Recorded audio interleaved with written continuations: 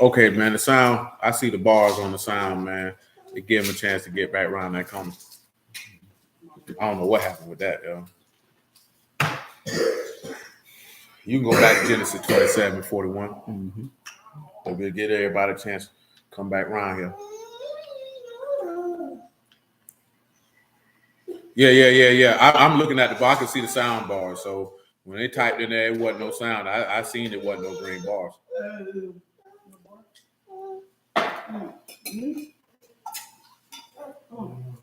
Come on, man. Genesis 27:41. Let it go.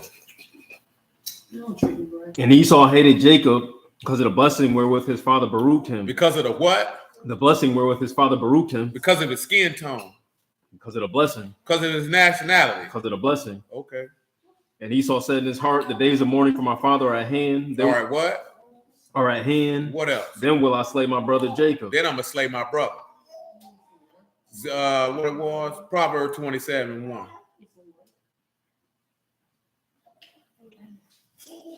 Boast not yourself of tomorrow, for you know not what a day may bring forth. Mm-hmm. Let another man praise you and not your own mouth. Not your own mouth. A stranger and not your own lips. That's right. A stone is heavy. A stone is heavy. And the sand weighty. Sand weighty. But a fool's wrath is heavier than them both. You say a fool's wrath is heavier than stone and sand. You ever been caught up under sand? Yeah, that junk heavy. Matter of fact, put it this way. You ever tried to get something out of sand? You niggas ain't picked up no sandbags. You ever picked up a sandbag? You ain't picked up no sandbag, nigga. I know Doris ain't touched no sandbag.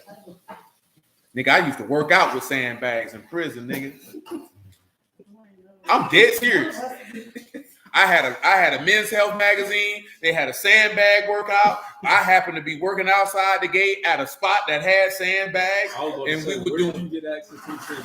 we were doing sandbag rolls, sandbag deadlifts, sandbag presses, and in the county jail, you can make you a type of sandbag. You get you one of them goddamn you fill them up with water, you put them in a pillowcase. You know what I'm talking about? And you get swole. I wasn't working out then. You know what I'm talking about? Nigga talking about work out in the county. Work out for what? Nigga, I'm trying to go home. Niggas choose illegal because they had stacked all this business. Yeah, man, you know what I'm saying? It's a way to get strong if you're trying to get strong. I'm saying if you want to work out, you'll find a way to work out. When somebody be like, I just don't know what to do. You don't want to train. You don't want to do nothing. You know what I'm talking about? You just want to sit around here and be sloppy about it and convince yourself you look good. You don't. Oh, yeah. It's a multitude of things you can do. Man, I used to be in there doing dips in between two niggas' bumps. Bob, pull-ups on a nigga doggone bunk bed. You know what I'm talking about? All that. If you want to train, this is a way to train. Nigga, I came home. I ain't had no gym no gym money for no gym membership. I was doing pull-ups on the steps, dips on the rails. You know what I'm talking about? Yeah, if you want to work out, you can work out now. You'll find a way. You know what I'm talking about? You don't want to do something, you'll find a way not to do it. Find every excuse. You'll find a way not to do it. Why you think a lot of these people going to hell? Because they find a way not to serve you any way they can. You always got an excuse. That means you don't want it bad enough. You know what I'm saying? That's why I shared with y'all what my man's had posted earlier today, man. You know, do what you love is for amateurs. Loving what you do, that's for a profession. You know what I'm talking about? I want to do what I love. Yeah, that means you ain't gonna. That means when it's time for grit and grind, when it's time for a little motivation, and you ain't got none, you ain't gonna get your funky behind up and go do it. You know what I'm talking about? But when you actually love what you do, you'll get up and go do it. Of course, there's gonna be days where you ain't gonna feel like doing it, but because you love what you do, you're gonna get your black behind up and go do it. Which is what we were talking about on Wednesday, man. You got to be committed. Most people don't commit to nothing. You just do something for the time because it seems like a pleasant thing to do. Oh, the sound going on this end. I don't know what happened with that. She said they ain't got no sound. I see the green bars though. I definitely see the green bars. Let me see. Let's see if we got some sound. Oh, they ain't got no sound. Oh, Shaul say he hear me. I don't hear myself though. Yeah, I hear myself now though. Okay. I just had to make sure. Shoot, Sister Kelly say she ain't got no sound. I don't know, because I'm looking at it, I see the green bars. So I'm like that. One of the sisters say you probably got to exit and come back in, Sister Kelly. Yes, sir, Brother Ellis. So you know what I'm talking about? Yeah, man. You know, a lot of people ain't committed. Ain't that what it told you in the parable of the sword? Because they ain't have no root. When persecution and tribulation. Notice what he said. What came persecution and tribulation? Now you're offended. What you over there doing, boy? Why you doing that, boy? Like, okay, good deal, Sister Kelly. Little Bible study. Get somewhere and sit down. Come on with it, man. In verse 4. Verse 4 what? Proverbs 27. Come on with it. Listen to it. Wrath is cruel. Wrath is what? Cruel. Mm-hmm. And anger is outrageous. Anger is outrageous, but who can stand before? Envy. Y'all remember, no, I don't even know what you're referring to, my G. Shoot, enlighten me. He said, who can stand before envy? Go back to Ezekiel 35, man, verse 5. Let's see what he said Esau had going on. Because you have had a perpetual hatred and have shed the blood of the children of Yasharal by the force of the sword in the time of their calamity, in the time that their iniquity had an end. In the time their iniquity had an end. Therefore I live, saith Yahuwah Elohim, I will prepare you unto blood, and blood shall pursue you. Sith you have not hated blood, even blood shall pursue you.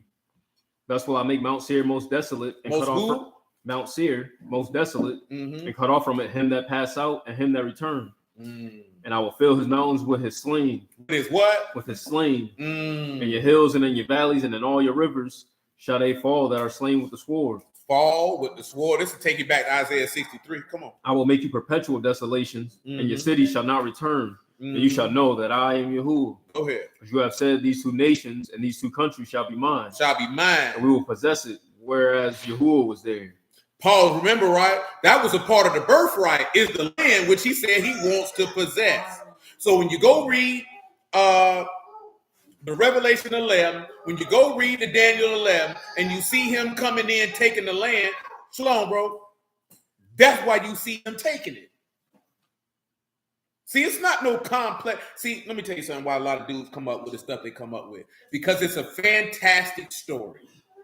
Versus sticking to the narrative that is in the text and of an individual moving according to the mindset of his forefather from whom he descends. It would only make sense that Esau would want to be the one to take the land, being that he was the firstborn son, and therefore, according to the birthright and the blessing, that's the land that he believed he was supposed to get. But that birthright was always Jacob's, because it was determined before they were even born. And then he rejected said birthright and turned it down. So of course he's going to get a time to be able to have what he believed was his. But because Esau is not a just man, he will not rule righteously, and therefore he will impart vengeance, wrath, and blood on anyone who will not obey him. And the thing with Esau would make it worse is because he is a degenerate and a rejecter of the Almighty, but in order to have credence and legitimacy in the eyesight of the people whom he wants to dominate, he must mimic that he is actually a servant of the living Elohim in order to be legitimate in the eyesight of these people, in order to get the power to rule over them. Which is what Daniel 8 tells you. You got to peep the game when you understand power and what people will do to get it. We were talking about this. I was telling them like this here, man. My dog ain't want to hear that though, man. I know I mentioned this to y'all the other night with that docu-series about how to be a tyrant. Man, all them people came into power, you know what I'm saying, acting like they were going to do something for the people. Get it, Daniel 8, man. 8 and 22. Listen to what he said he's going to do. Oh, hold on, y'all. Shaul said the ICC put an arrest warrant out for Vladimir Putin. That nigga got a hell of a name, though. That nigga named Putin. That nigga getting down with camera. Who's Vladimir Putin? Yeah. That's a crying out shame that you don't know who that is at this juncture of your life. He's been in rule for a mighty long time. Russia. Only because of the name. Yeah. It still don't mean you know who he is. Yeah, the International Crime Court issued an arrest warrant for Putin over war crimes in the Ukraine. Ain't no telling. He probably done did them. That nigga definitely don't care. See, Vladimir Putin was a KGB agent. Do you know what that is? What world are you living in? I know what world you're living in. A world of carelessness, aloofness to all things that had nothing to do with your day-to-day life. That probably was part of their programming in New York. Huh? Yeah, that's how the majority of Americans live, especially the females, because they're not concerned with things that don't directly affect your day-to-day life. So y'all tend to not care about a lot of things. Oh, this ain't got nothing to do about politics. KGB is the Russian version of the CIA. You know what I'm saying? That is a spy organization. You know what I'm talking about? Before it was the CIA, here it was the Office of Strategic Services. You know what I'm talking about? Which is also a part of the reason why John F. Kennedy was killed, because he wanted to get rid of the CIA. The CIA equivalent in Israel is Mossad. And then the British one, the name escapes me.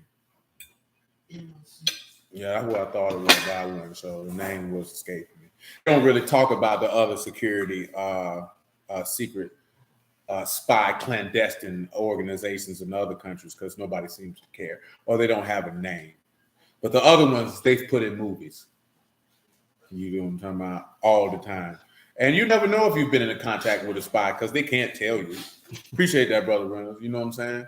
But most of them are stone cold killers. You know what I'm saying? And probably some of the most unassuming people you'd ever want to meet. Several people believe that they saw numerous amount of Mossad agents on the day of the World Trade Center explosion, because that's exactly what it was. You know what I'm saying? You would have to believe that airplanes fly out the butthole of a rabbit if you believe that an airplane took them buildings down. You know what I'm talking about? Because I ain't no engineer and I ain't no genius. But one thing I knew, I said, boy, them buildings shouldn't fall from the bottom down like that. You know what I'm talking about? The airplanes hit in the middle. But really, that's not what did it for me. I watch a lot of sports, probably not as much now. No, not nowhere near close as now, as I did when I was younger. And I've seen a numerous amount of stadium implosions.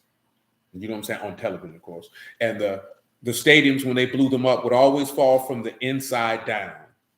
So when I saw the building fall, the first thing clicked in my mind is that is a controlled demolition. I've seen this before. You know what I'm talking about? Because they fell down very straight, very clean. I'm talking about, it was very controlled. Very controlled. It was too flawless. See, I would expect in a situation like that, it would be a more chaotic type of deal. You know what I'm saying? You know, maybe the building tipping over at, you know, something like, wow, that's wild. You know what I'm saying? This was too controlled, too clean. And then, of course, if the first two buildings didn't tip it over for you, the one that didn't get hit by airplane that they took down, and because the level of planning and execution it takes to do a controlled demolition on the building, especially a high rise, that takes months. You just can't. They pulled that in a matter of minutes or hours, I should say. You can't pull down a building of that size. And how did you rig the explosives on every floor? There's a complex of like 7 buildings. Each of the little buildings around them had came down too. That's what I'm talking about. We're talking about building 7. They took it down in a controlled fashion. No plane hit it. You know what I'm saying? But that's neither here nor there. You know what I'm talking about? That's just something that, but I mentioned that because a lot of people alleged that they saw Mossad agents celebrating and moving around downtown Manhattan at the time that occurred. You know what I'm saying? Now, whether that happened or not, I don't know because I wasn't there. So who am I to tell the people that they lying? Who am I to say that they telling the truth? Because I wasn't there. You know what I'm talking about? Do I give some credence to it? Sure. But I can't say that that's what it was because I wasn't there. You know what I'm talking about? And hey, I was only, 21 years old at the time? Definitely ruined my day, I can tell you that. Definitely wasn't no crack getting sold on that day. Go ahead. Now that being broken, whereas 4 stood up for it, 4 kingdoms shall stand up out of the nation, but not in his power. And in the latter time of their kingdom, When the transgressors are come to the full. When the what? Transgressors are come to the full. Listen to him. The king of fierce countenance and understanding dark sentences shall stand up. He's going to understand the word, y'all. And his power shall be mighty, but not by his own power. So his power going to be of the devil. It ain't going to be of himself. And he shall destroy wonderfully, and shall prosper and practice, and shall destroy the mighty and the Kadash people. He shall destroy who? The mighty and Kadash people. He should destroy who? The mighty and Kadash people. Okay. And through his policy, also he shall cause craft to prosper in his hand. Mm-hmm. He shall magnify in his heart, and by shalom shall destroy many. By peace, he going to destroy many. He shall also stand up against the prince of princes, but he shall be broken without hand. He going to die, nobody going to touch him. And the vision of the evening. That's good. So again, this man going to come through and kill the people. So listen, right? Go back to Revelation 6 and 9. And all this is because of the envy. Because it said he going to stand up against the prince of who? Of your people. He going to stand up against Yahushua because he envied Yahushua. He wish he was Yahushua. He wish he could get the admiration, the dedication, and the service that Yahushua get. But see, he got one problem. He ain't just, he ain't righteous, he ain't self-sacrificing. He a whole live, wicked bastard is what he is. Come on. And when he had opened the fifth seal, I saw under the altar the souls of them that were slain for the word of Elohim and for the testimony which they held. And they cried with a loud voice, saying, how long, O Lord, Kadash and true, do you not judge and avenge our blood on them that dwell on earth? And white robes were given unto every one of them, and it was said unto them that they shall rest yet for a little season. Everyone. Until their fellow servants also and their brethren that should be killed as they were should be fulfilled. Pause. So now let's come over here to Job 29 and 12. And I got you. Job 29 and 12. I want to talk about that white robe and the significance of it. Matter of fact, before I even do that, I want you to get me Revelation chapter 7. I want you to give me verse 9. Revelation 7, 9. After this, I beheld, lo, and a great multitude which no man could number, of all nations and kindreds and people and tongues, stood before the throne and before the Lamb, clothed with white robes and palms in their hands. Clothed with what? White robes and palms in their hands. And cried with a loud voice, saying, salvation to our Elohim, which sit upon the throne, and unto the Lamb. And all the Malakim stood round about the throne, and the elders and the four beasts, and fell before the throne on their faces and worshipped Elohim. Back on the ground. It's only up there because of the baby. Go ahead. Saying, amen. Baruch and esteem and wisdom and thanksgiving and honor and power and might unto our Elohim forever and ever. Amen. Go ahead. And one of the elders answered, saying unto me, what are these which are arrayed in white robes? What are these that are in these white robes? And Listen to him. And whence came they? Where they came from? And I said unto him, sir, you know. And he said to me, these are they which came out of great tribulation. Great what? Tribulation. Great what? Tribulation. And what? And have washed their robes and made them white in the blood of the Lamb. They washed their robes and made them white and what? The blood of the Lamb. Therefore are they before the throne of Elohim and serve him day and night in his temple. And he that sit on the throne shall dwell among them. Notice this here, right? The same souls that ain't seen under that altar. Your worship, man, before the throne of Elohim day and night, if you be able to lay your life down for him. But come over here to Job 29 and 12 and listen to it. He said, because I delivered the poor that cried and the fatherless and none to help him, the blessing of him that was ready to perish came upon me, and I caused the widow's heart to sing for joy. What is the blessing of him that was ready to perish? Give him ready to perish by definition, if you would, please. A God that is perished, to vanish, to be destroyed. That's the same. It was all one word. So the ready to perish isn't there. It's just the blessing of him that was to perish. So what is the blessing of him that is ready to perish? Well, let's take a look at Romans chapter 6. Give me verse 3. Know you not that so many of us were immersed into Yahushua Mashiach, were immersed into his death? Immersed into his what? His death. What else? Therefore we are buried with him by immersion into death. That is like as Mashiach was raised up from the dead by the esteem of the Abba. He was raised up from the what? From the dead. From the what? From the dead. Let's go. By the esteem of the Abba. Even so we also shall walk in newness of life.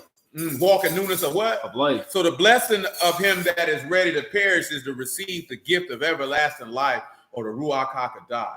Give me John 11:25 on general principle.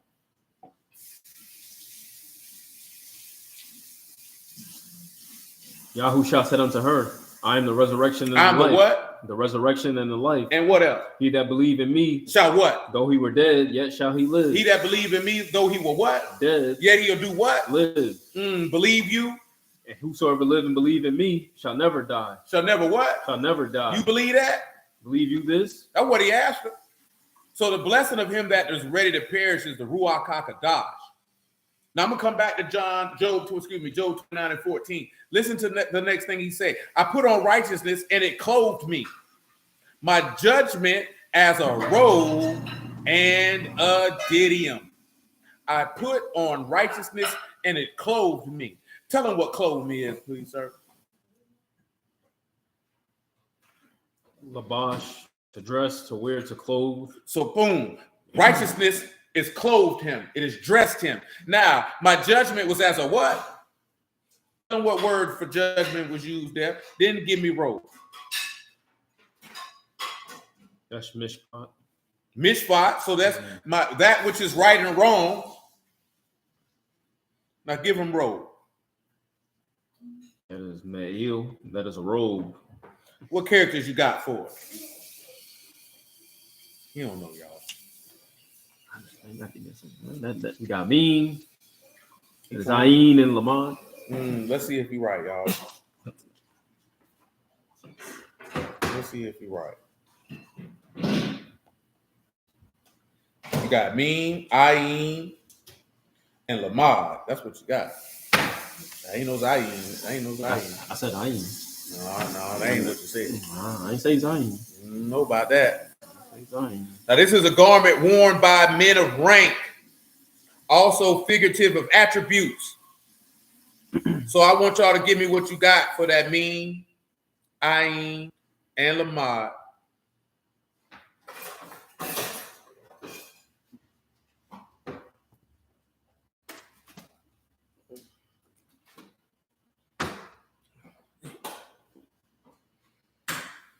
Mean, Ayin, and Lamad.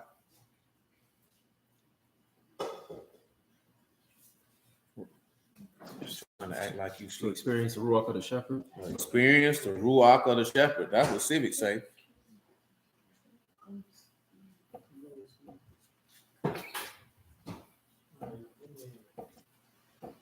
Don't look at me, cuz.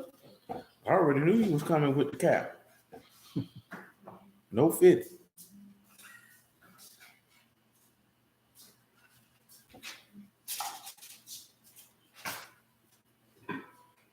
Anybody else want to take a crack at that before we move on?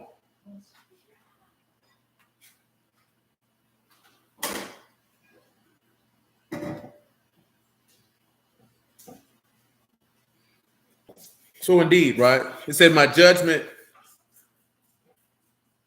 was as a robe and a diadem. Let's look at diadem before we move forward. Samif, that is a turban, a headdress. So it's a helmet, if you would. A mitri. You have Sod. You got U, and you got Nun. Sod, U, Nun. So you have secured the way of life. How have you secured the way of life? Now come back to Ephesians 6 and 10. Now let's just sit back and look at if we got a little thing similar to a robe and a diadem going on over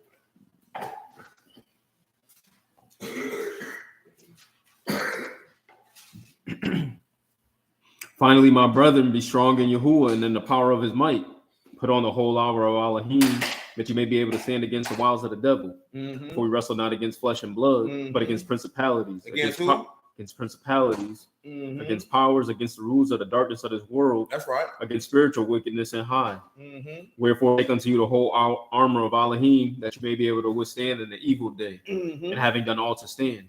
Stand therefore, having your loins girded about with truth, and having on the breastplate of righteousness, and your feet shod with the preparation of the gospel of peace. Above all, taking the shield of faith, wherewith you shall be able to quench all the fiery darts of the wicked. That's right. And take the helmet of salvation. Take the what? The helmet of salvation. The what? The helmet of salvation. And the sword of the Ruach, which is the word of Elohim. The word of Elohim.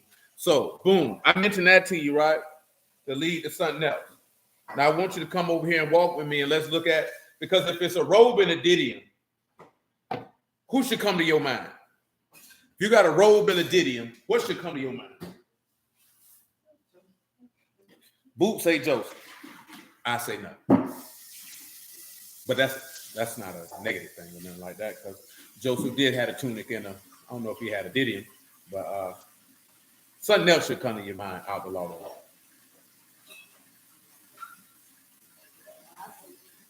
Huh? With a robe and a didion, or a robe and a mitre. What else should come to mind out the law as it pertains to a robe and a mitre? As a person? Maybe. A high priest? And you would be correct. It's Exodus 28:1, if you would, please, sir.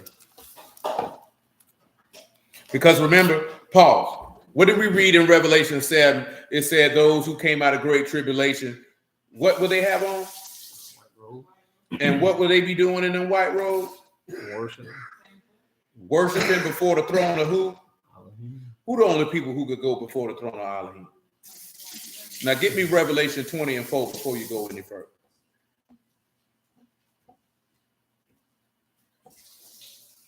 And I saw thrones, and they sat upon them, and judgment was given unto them. Mm-hmm. And the souls of them that were beheaded for the witness of Yahushua and for the word of Elohim. Ain't that what it said? The men who were seen under that altar with that fifth seal, that's what they were slain for? Mm-hmm.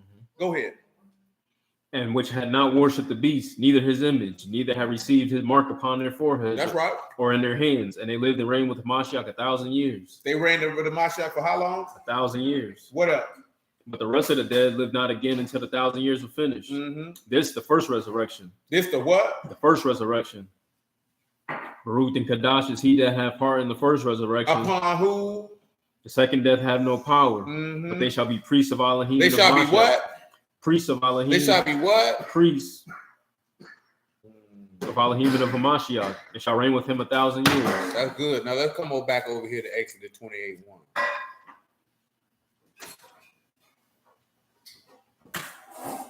Now, see, these priest garments that you see in Job 29, that you see in Revelation 7, so let me ask y'all this question.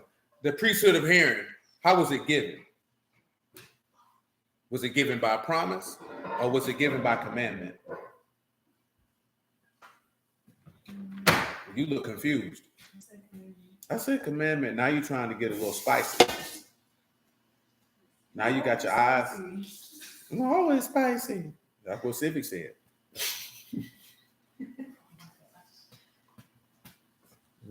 Just disobedient and rebellious. Niggerish. Churlish. You don't even know what churlish means. See how you roll your eyes? Churlish. You know what churlish means? I don't have to be now. What does it mean? I don't care to share. So you don't know what it means. Can you spell it? Man, you're sottish. Just all type of nigga activity.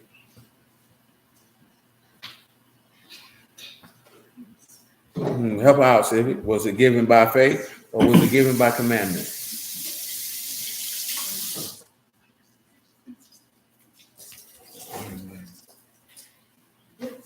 The priesthood of Aaron, that is.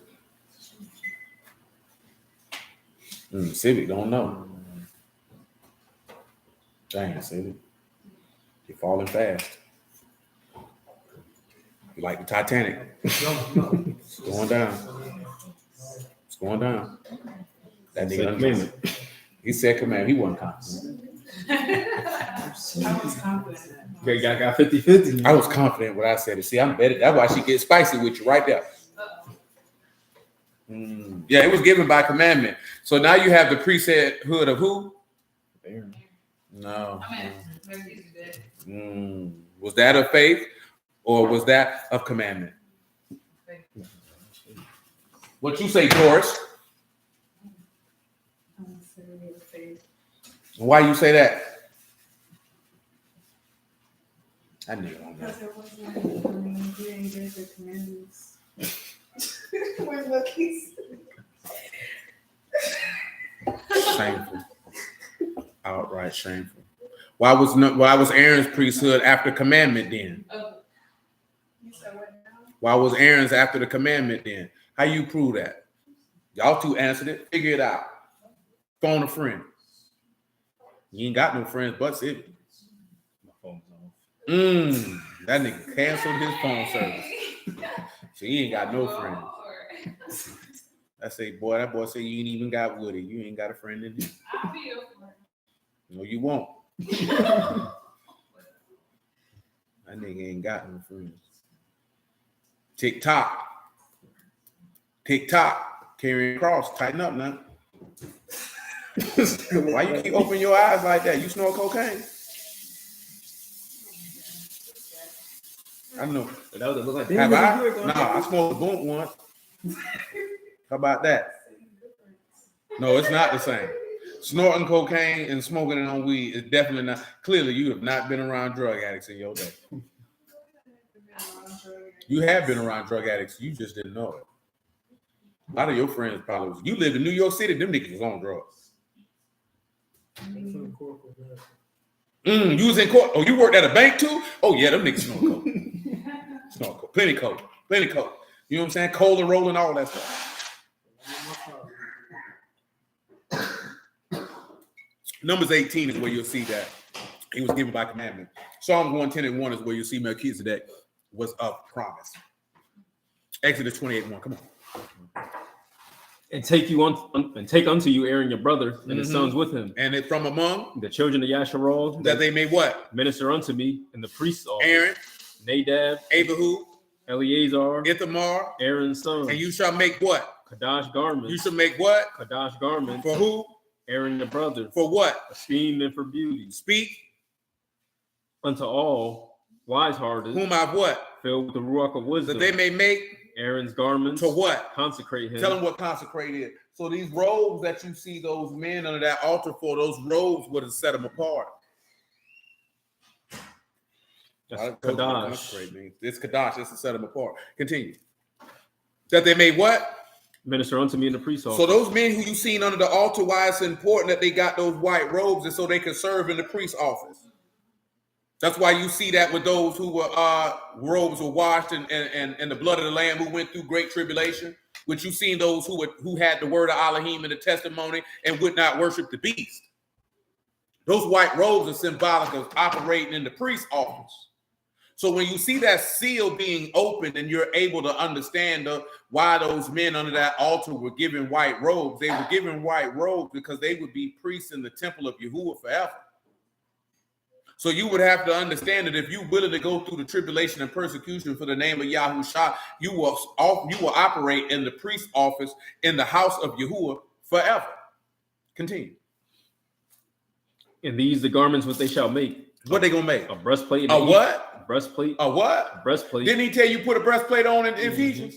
Come on. An ephod and a robe. And a what? And a robe. And a what else? Embroidered coat. And what else? A mitre. And what else? And a girdle. That they what? Shall make Kadash garments for Aaron your brother and his sons, that he may minister unto me in the priest's office. Now pause. Now go back.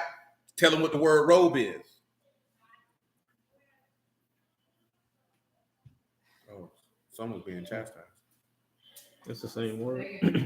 Me'il. Tell them what a broidered coat is. Embroidered is tashbates. That's woven work, checkered material. A what? That's woven work, checkered material. Y'all know anything about a woven work? I know something about a woven work.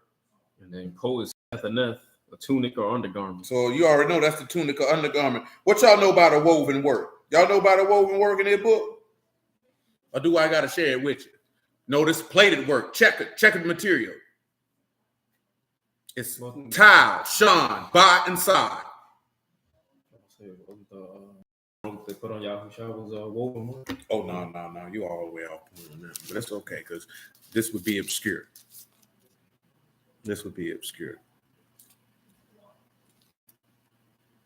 I want y'all to come to Psalms 45.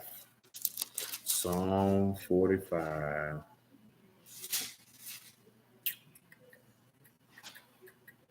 I want you to pick this up. You can pick it up at You can pick it up at verse 7 if you would, or verse 6, that's fine. Your throne, O Elohim, forever and ever. Mm-hmm. The scepter of your kingdom, a right scepter. You love righteousness and hate wickedness. Therefore, Elohim, Yah Elohim, have anointed you with the oil of gladness above your fellows. Mm-hmm. All your garments of myrrh and aloes and cassia out of the ivory places or palaces whereby they have made you glad. Mm-hmm. King's daughters among your honorable women. King's daughters among your honorable women. Upon your right hand did stand the queen in gold of Ophir. Mm-hmm. Hearken, O daughter, and consider, and incline your ear. Forget also your own people and your father's house. Mm-hmm. Shall the king greatly desire your beauty. King will greatly desire your what? Your beauty. For he, your Lord, worship you him. And the daughter of Tyre, with a gift. The rich among your people, shall entreat your favor. Your king, the king's daughter, all esteemed within her clothing of wrought gold. Tell them what clothing is again. Now, for those of y'all who don't know, let me back up a little bit. Of course, if you didn't know, verses 6 and 7 are pertaining to Mashiach. So it's forth as him being, oh, your throne, O Elohim, forever and ever, and the scepter of your kingdom is a right scepter, and how he loved righteousness and hate wickedness, and he anointed with oil above the gladness above your fellows. This is how he is higher than the Malachim and things of this sort. But when he told you all your garments of myrrh, aloe, cassia out of ivory palaces, whereby they have made you glad, it's an example of Mary anointing him before his burial. It's a king's daughters are honorable women. Your right hand did stand and things of this nature. And this is pertaining to Yasharal herself. So listen to the next thing he say. The king's daughter is esteemed within her clothing worked of gold. What is clothing there, sir? That's labouche. Labouche. What is clothing, that? Garment. Your garment. Raiment. That should be, is it Lamad, Bat, and Shan? Mm-hmm. So now you've been paired to the teachings of the house, or paired to the teachings of the son, or you've been paired to the shepherd's house. And when you're paired to the shepherd's house, then he will give you rest and he will lead you in and bring you out. You understand? Give him verse 14, if you would, Psalm 45. She shall be brought unto the king in raiment of needlework. Brought to the king in raiment of what? Needlework. The virgins of her companions that follow her shall be brought unto you. Now tell them what needlework is. Same thing, different word. Raiment of needlework is one word. That's rikmah, variegated stuff, embroidered work, diverse colors, needlework. Diverse colors, needlework. Come back to Exodus 28:1 or 28, whatever it was.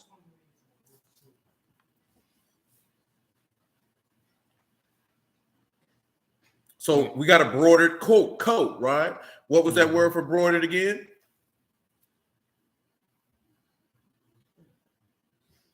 I'm looking at it, and it's Tosh Bates, and that's a woven work, a plaited work. Same thing that you're seeing over there, except it was of diverse colors. What is an example of something of diverse colors that should come to your mind? It should be Joseph's garment. It should be Joseph's garment. Now, we come over here and we look at mitri, which is going to be a different word than what you've seen with didium. And it's Nepheth, and that's the turban of the high priest. It's also a didium, but the Hebrew word is different. You got meme, sod, pay. Meme, sod, noon, pay, and tau. So, of course, now we have the way of the Ruach, and the words of the covenant are life.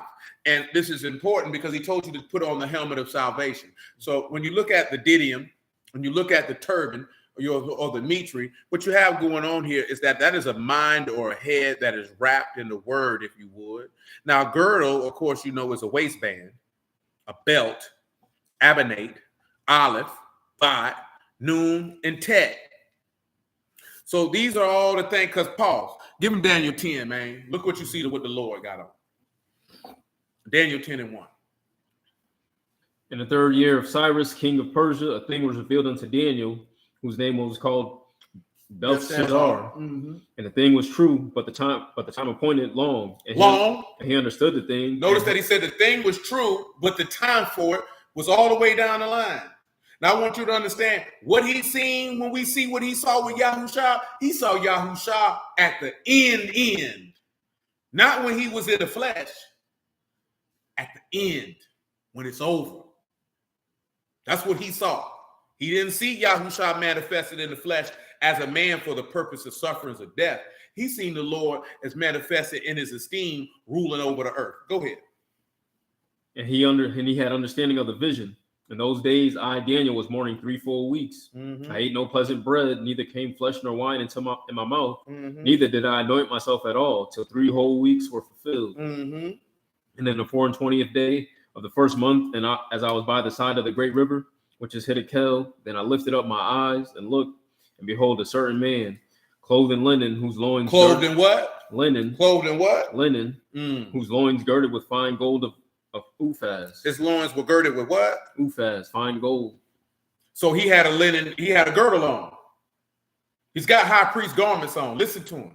His body also like the beryl, and his face has the appearance of lightning. Beryl is green. His face is like lightning. Why? Because wisdom caused a man's face to shine.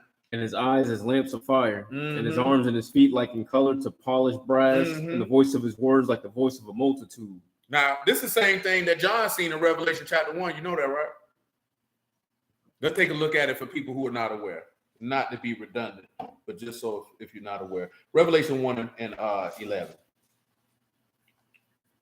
Saying, I am Alpha and Omega, the first and the last. Say it, I'll say it, Aleph and the Tav. We ain't Greek around here. Saying, I am Aleph and the Tav, the first and the last, and what you see, write in the book, and send unto the 7 assemblies which are in Asia, unto Ephesus, and unto Smyrna, and unto Pergamos, unto Thyatira, and unto Sardis, and unto Philadelphia, and Laodicea. And I turned to see the voice that spake with me, and being turned, I saw 7 golden candlesticks. 7 golden candlesticks. And in the midst of the 7 candlesticks, like unto the Son of Man. Like unto the who? Son of Man. What else? Clothed with garment down to the foot. Clothed with a what? With a garment down to the foot. So he had the linen on. What else he had on? And girt about the paps with a golden girdle. Ain't that what he had on in John and Daniel? He had on a golden girdle. His head and his hairs white like wool, as white as snow, and his eyes as a flame of fire. Now pause. I want y'all to understand something from the law. I just want to see if you remember. Why is it important that Mashiach's heads and hairs of his head were white? Why is that important? According to your law. Do y'all know? Who knows? Doris? No, don't scratch your head. You got lice? You got dandruff? I do. You got alopecia? You see in the law? Yes, sir.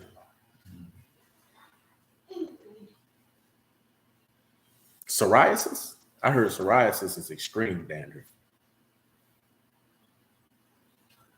Indeed. What you looking at me for?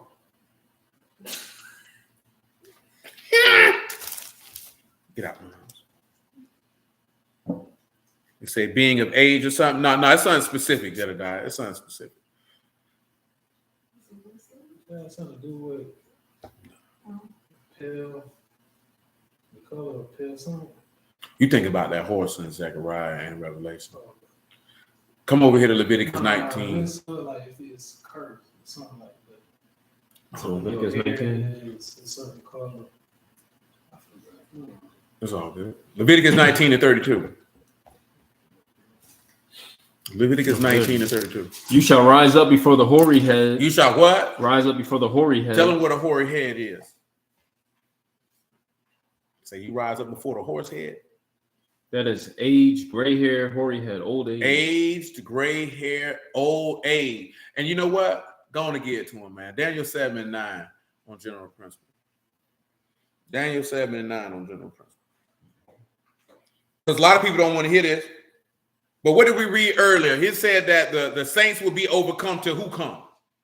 Ancient of Days. A lot of people don't want to accept that Yahushua is the Ancient of Days. Oh, they don't want to deal with that. Daniel 7 and 9. Listen to it.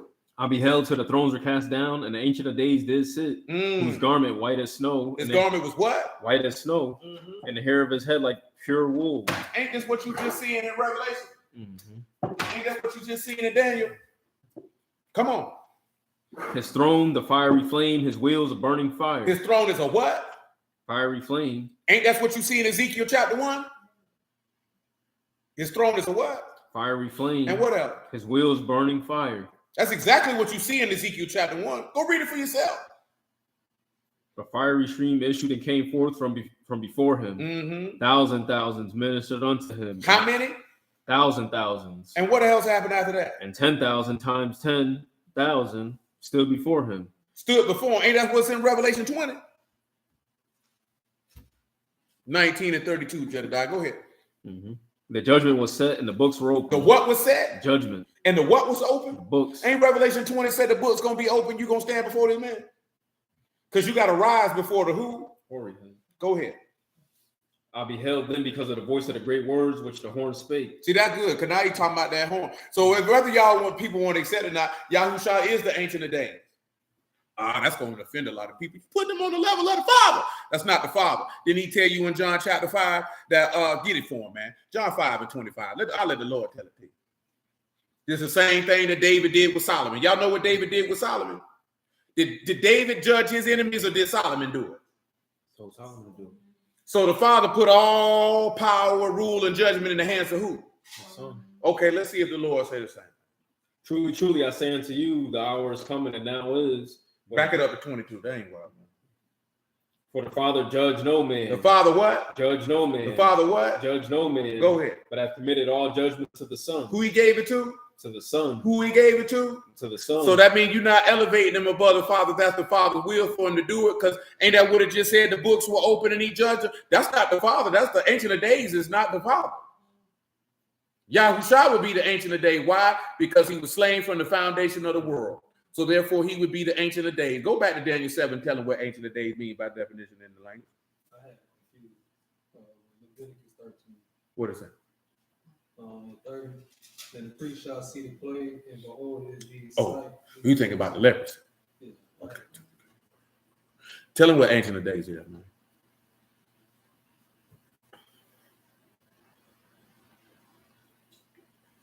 Ancient is antique. It is ancient, advanced, aged, old, taken away. Aged, old. And then days is young. Old days. And the reason why I focus on this, and I know most of y'all probably already know it, and if you don't know it, that's cool. And if you needed your pure mind stirred up by way of remembrance, pray be to Yahuwah for that also. So there's a reason why his hair is white. He's been around for a while. But you see, Daniel 7 said that man's hair was white. See, Daniel 10 don't say that. Daniel 7 do, and then Revelation 1 do. And then the law said you got to rise up before the hoary head. So he has to be of the hoary head for you to rise up. Because what you rising up for, you rising up to be judged. But see, those who he's giving white raiments, they're going to have a different level of judgment. You understand? Because what did we read in Job 29, which we're going to go back to? My judgment was unto me as a what? A robe and a mitre.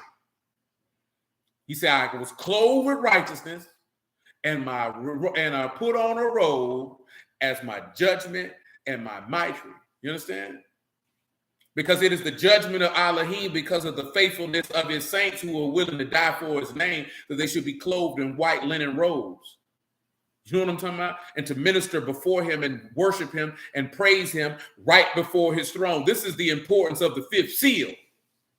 See, we seeing the men under the altar, but I want to go beyond just you seeing that and understand the significance of why they were given white robes and the significance of that seal being unloosed, so you can understand why those men were under that altar asking when the vengeance going to come. He told them, be easy, baby.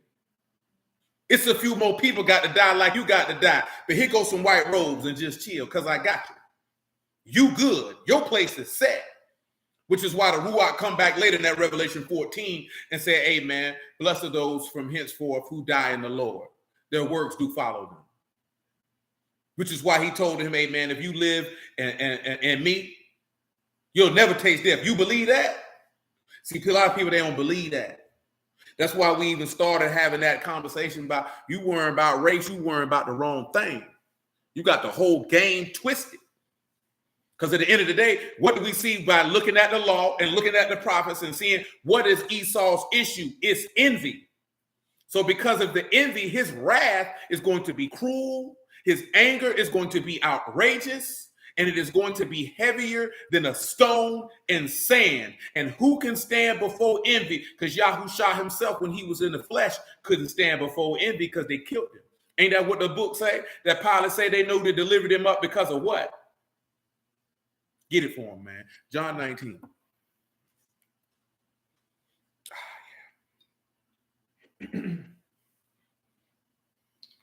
John 19:1. Listen to it.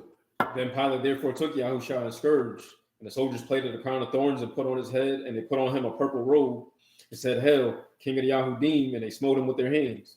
Pilate therefore went forth again, and said unto them, Behold, I bring him forth to you, that you may know that I find no fault in him. Mm-hmm. Then came Yahushua forth wearing a crown of thorns and a purple robe, and said unto them, Behold the man. Mm-hmm. When the chief priests therefore and officers saw him, they cried out, saying, Crucify, crucify. Pilate said unto them, Take you him and crucify, for I find no fault in him. Mm-hmm. The Yahudim answered him, We have a law, and by our law he ought to die, Mm-hmm. because he made himself the son of Elohim. Mm-hmm. When Pilate therefore heard that saying, he was the more afraid, Go ahead. and went again into the judgment hall, and said unto Yahushua, Whence are you? But Yahushua gave him no answer. He ain't telling man. Then said Pilate unto him, Speak you not unto me? Know you not that I have power to crucify you? Right over what I wanted. Or it might not be in the past. Hold on. We ain't gotta waste time with all that. It might be in another spot. Yeah, they ain't right over there. I feel like we overlooked it. Oh, I heard it and missed it. Oh, it's Matthew 27. Hold on, Jedediah. I seen what you said.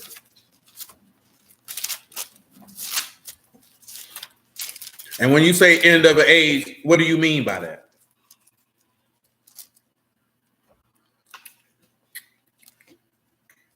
I think I'm tripping. It's not Matthew. And that's a sincere question because I know that comes from the Apocrypha. You know what I'm talking about? When they say Esau is the end of the world and this, that, and the third, that comes from the Apocrypha.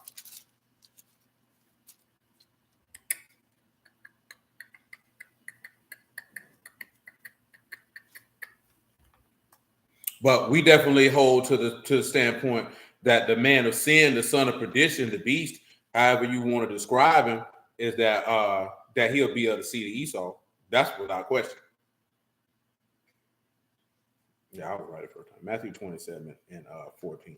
I just overlooked it. Matthew 27 and 14. And he answered him to never a word, and so much that the governor marveled greatly. Now at feast, the governor was wont to release unto the people a prisoner whom they would. Mm-hmm. And they had then another prisoner called Barabbas. Mm-hmm. Therefore, when they were gathered together, Pilate said unto them, Whom will you that I release unto you, Barabbas or Yahushua, which is called Mashiach? Mm-hmm. For he knew that for envy they had delivered him. That for envy they had delivered him. That's right. That's why they gave him up. It was envy. It wasn't nothing else. What's the reason why Esau wanted to kill his brother? It's for what? That's what Ezekiel 35 said, didn't it? Why you think the beast going at y'all? It's envy. He's not envying you because of your nationality. I'm telling you this because this is going to cause you to stop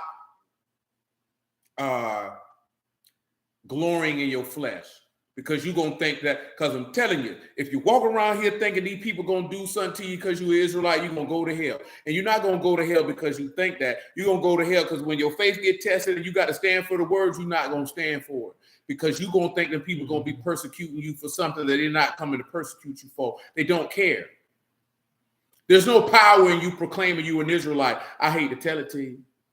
But if you got the word of Elohim in the testimony, which is the testimony of Yahushua, when you got a man saying that he is the Lord, that he is Elohim, and that he is the one that the text is speaking of, you talking about you an Israelite is no threat to him.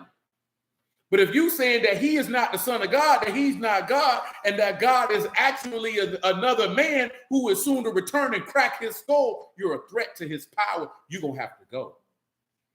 So what does it end up coming down to again? Somebody maintaining power, control, rule, and authority. He don't care nothing about your bloodline. That's no threat to him. That make you feel good about yourself because you felt bad by thinking you was nothing but a nigga all your life. And I get it. I don't besmirch you for that. I understand. I can understand why you would have such a low viewpoint of yourself, and you finding out that you were chosen people of the book, that would somehow make you feel better about yourself, and that you would feel the need to proclaim that because of the lack of confidence in things of that nature that you had going on in your mind. Thankfully for me, I didn't have those problems. Meaning that I never looked at myself as saying I ain't nothing but a nigga. So I didn't need validation from something of that sort to make me feel better about myself as a man. But that doesn't mean that I don't understand others that didn't, and therefore that makes them feel better about themselves as a man. I have literally been in the street preaching, and I could see the difference in a person. The whole gospel didn't even touch them. The thing that touched them that made their eyes light up is, I'm more than a nigga. You know what I'm saying? So I'm not insensitive to that. But once you've been in the word for a while, you shouldn't still be like that anymore. You know what I'm saying? I get it first quarter, but if you've been in this thing 3 years, 5 years, 7 years, 10 years, 12 years, 15 years, and that still make you feel good about yourself, you ain't learned your God the whole time you've been doing it. Because now you ain't had the mind to transition to now I must become a son of Elohim because being an Israelite does not profit my soul.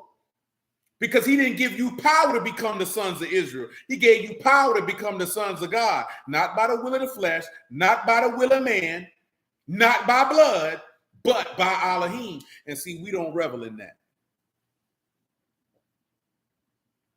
Well, when you're dealing with age, it's just dealing with a specific time. So if you're talking about who would be in authority at the end, yeah, it would be Esau. He is the end of that particular time. He's the last ruler that ain't the Lord. Because once the Lord come back, nobody else is going to be ruling in the earth ever again. See, a lot of people think, oh, the white man, he's the Edomite. He ruling. No, he ain't no Edomite, my G. You ain't seen no Edomite rule yet. You ain't even ready for no Edomite rule yet. If you thought that what these white folks had going on with bad, wait till you get a load of Esau. Wait till you get a load of your brother. See, these white folks don't have no perpetual hatred for you. See, white folks are equal opportunity haters. They hate everybody. You know what I'm talking about? They kill everybody if it's going to help them maintain their... Let me tell y'all something, man. I done told you this before. Y'all know white people only been ruling for like 500-600 years. They ain't been ruling that long. You know what I'm talking about? I know y'all just allowed yourself to believe that these people just been ruling for millenniums on end. They ain't been ruling that long. They ain't been ruling that long. But boy, when Esau get it, you not ready for what Esau got coming. Because Esau coming for you for a perpetual hatred from the day you was born. He been fighting you since he was in the womb with you. He envious of you. White folks not envious of you. Oh, they is envious. That's why they appropriate all our culture. That's just in America, man. They don't do that overseas.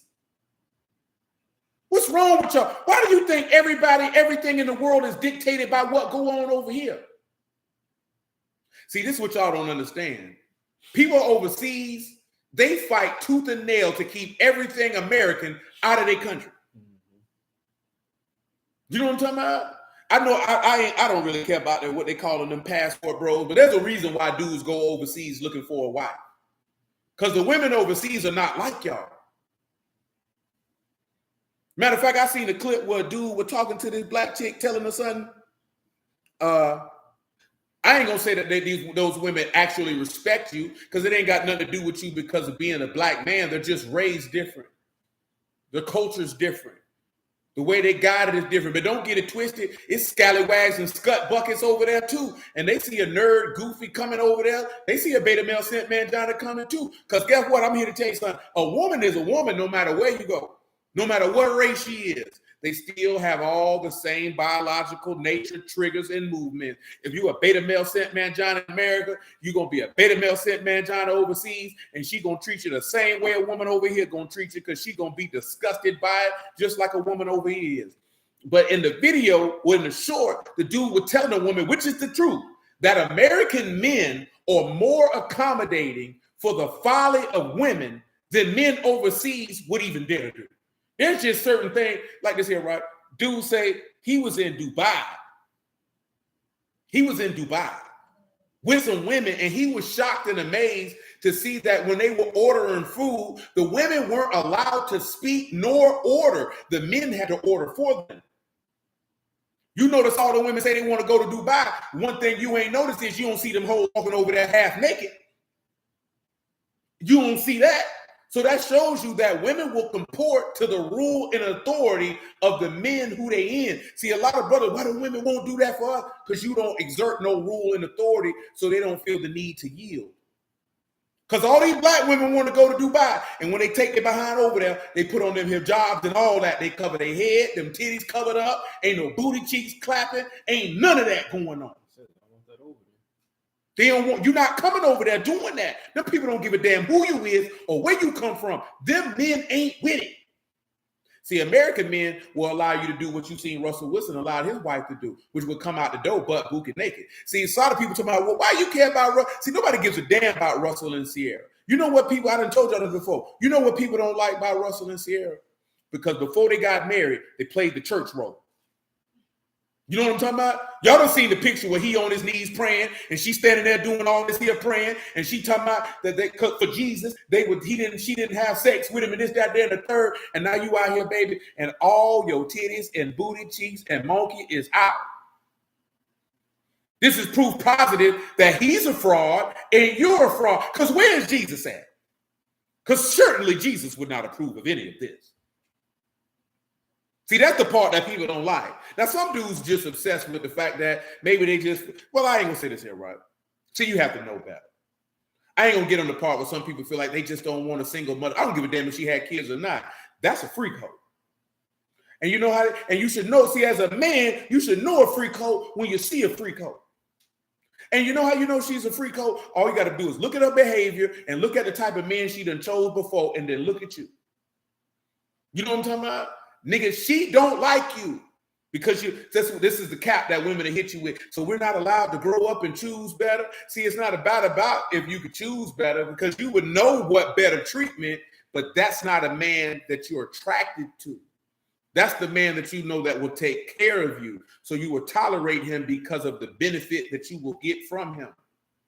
I heard a dude say, man, and people be arguing about the dude say, man, he said he wouldn't ever get married again unless a woman would ride out with him for 5 years.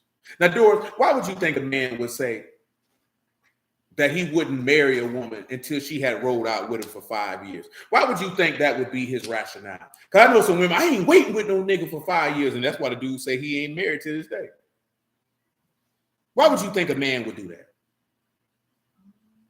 I mean, I guess would be loyalty, trust. It ain't even got nothing to do with no loyalty or trust, to be dead honest with you. With the reason why he would say 5 years, because that's about how long it would take for you to really see if a woman was really dedicated to what it is that you just needed her to do, directed her to do, and to see the real person that she actually is. Because see, for the most part in this particular society, right, y'all done been with enough dudes that have a baseline idea of what you believe a man would like. You know what I'm saying? So what a lot of dudes get caught up on, which is why you hear people say 6 to 12 months you should get married. Because at that point, you don't really know. That's why when you hear dudes be like, oh, we got married. Now she started acting like this. Because you didn't know that chick. Because she's going to do whatever she feels is necessary to get the benefit that she desires from this particular man. So you don't get an opportunity to actually put her to the test to see if she is actually who she says she is. You can only see that over time. You know what I'm talking about? So then when you're talking about being actually married to a woman, especially in this society where a lot of women only want to be married for the validation of being able to say that I was married, not necessarily that you wanted to be a wife. Something that I also have told y'all before, that women in this society believe that the man is supposed to be her helpmeet and not her being his helpmeet. You know what I'm saying? Like, this is how a lot of women think that it's a man's job to be her helper. I was not created to be the woman's helper. I absolutely, unequivocally, and utterly refuse to allow myself to be subjugated to become a woman's helpmeet. At that point, I am no longer a man. And at that point, I might as well be like the rest of these weirdos and goofies out here and put on a dress and a wig and say I identify as a woman, because mentally and emotionally, that is where I would be at, because I would be moving with the heart, spirit, and mind of a woman, because I have lowered myself in becoming a helpmeet, and I was not created to be as such. And I absolutely and utterly refuse to do so.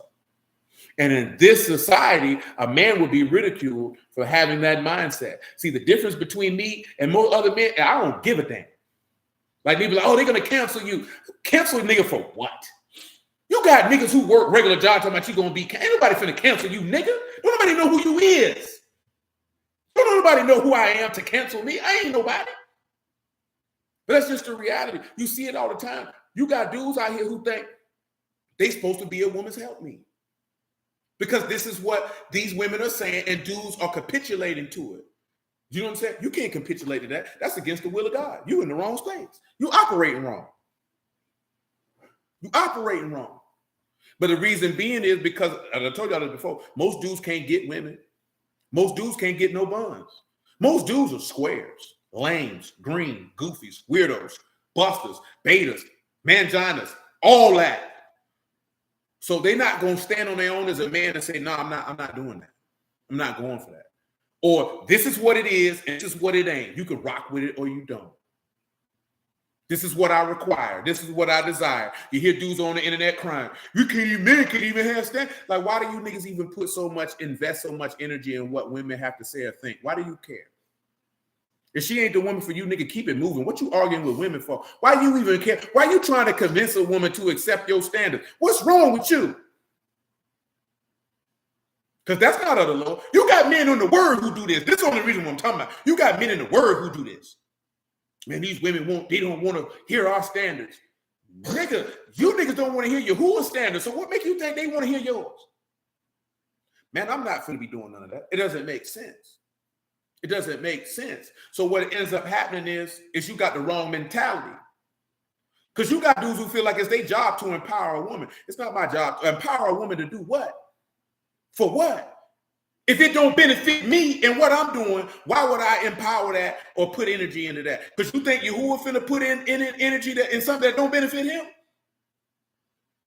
You think he's going to allow you to do something that when you get all the esteem and it don't do nothing to push anyone towards him? It don't do nothing to magnify his kingdom? It don't do nothing. Why you think the book say your righteousness and your righteousness alone? I'm going to talk about that. Why you think the book say that?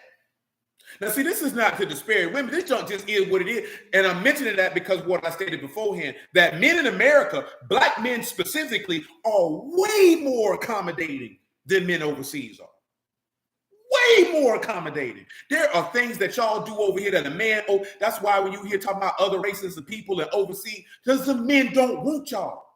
And it's not because of your skin tone. It's because of the mentality of a Western woman. They don't want nothing to do with that. I'm talking about absolutely nothing to do with it, because men overseas look at men in America and be like, y'all niggas are a disgrace. Y'all niggas go for anything. Man, you think these dudes ain't cool with they woman walking out the door looking like no doggone street walker? You know what I'm talking about? Boy, they is not with they women good around here looking like a beluga whale.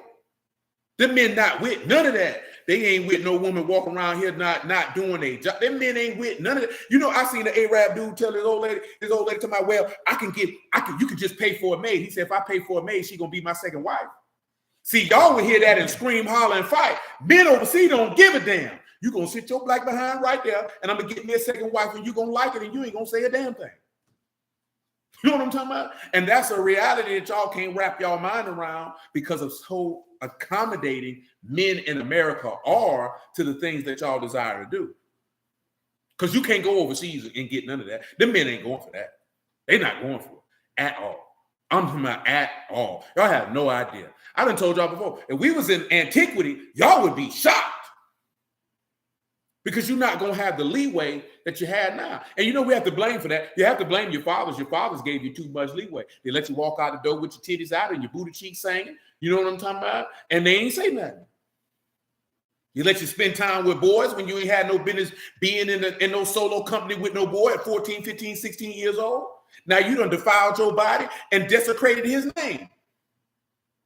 But you know why there's a difference? Living in America, most women, regardless of race, are not even taught the value of protecting their father's name. That's why women over here be like, they'll hyphenate. If you want to keep your daddy's name, you need to marry your daddy. I tell you that. Because that's disrespect. You want me to die for you? You want me to take care of you? You want me to do all this here? And you going to split names? I'm going to split. Ain't no hyphenating over here. You don't want to be called by my name. That means you don't belong to me. Because when we go back and look in our law, what did it say? And he called their name what? And then he said the whole family in heaven and earth is named after who? A Mashiach.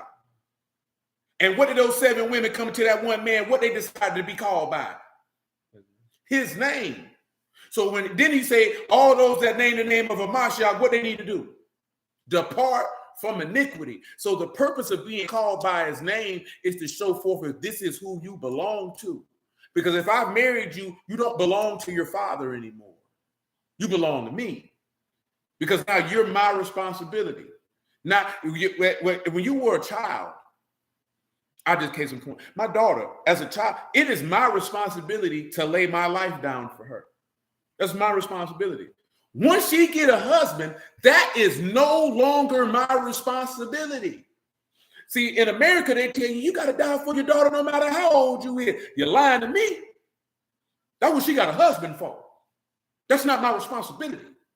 Once I give her to her husband, all duties, rights, rules, responsibility, authority, I no longer possess in that fashion. That belonged to her husband.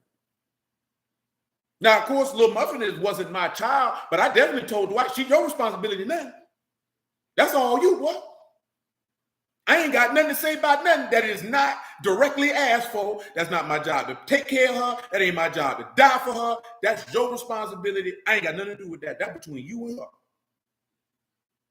You know what I'm saying? Like straight up and down. That's how that goes. When your law tell you you leave from your father and mother and you your wife and you become one flesh, your daddy has no longer any rule and responsibility over you. He ain't got none of that. No, you ain't supposed to be always die for my. Yeah, if I'm in her presence and something going down and there's nobody there, of course. But she got a husband. Why should I be around my daughter to even have to put my life at risk? I shouldn't be having that much type of interaction and time with her. That time need to be with her husband. I already had my time with her. However long old she was till I gave her to her husband. That's all the time I had with her. I don't need to have that type of intimate time with her no more. That's for her husband to have. That's their house.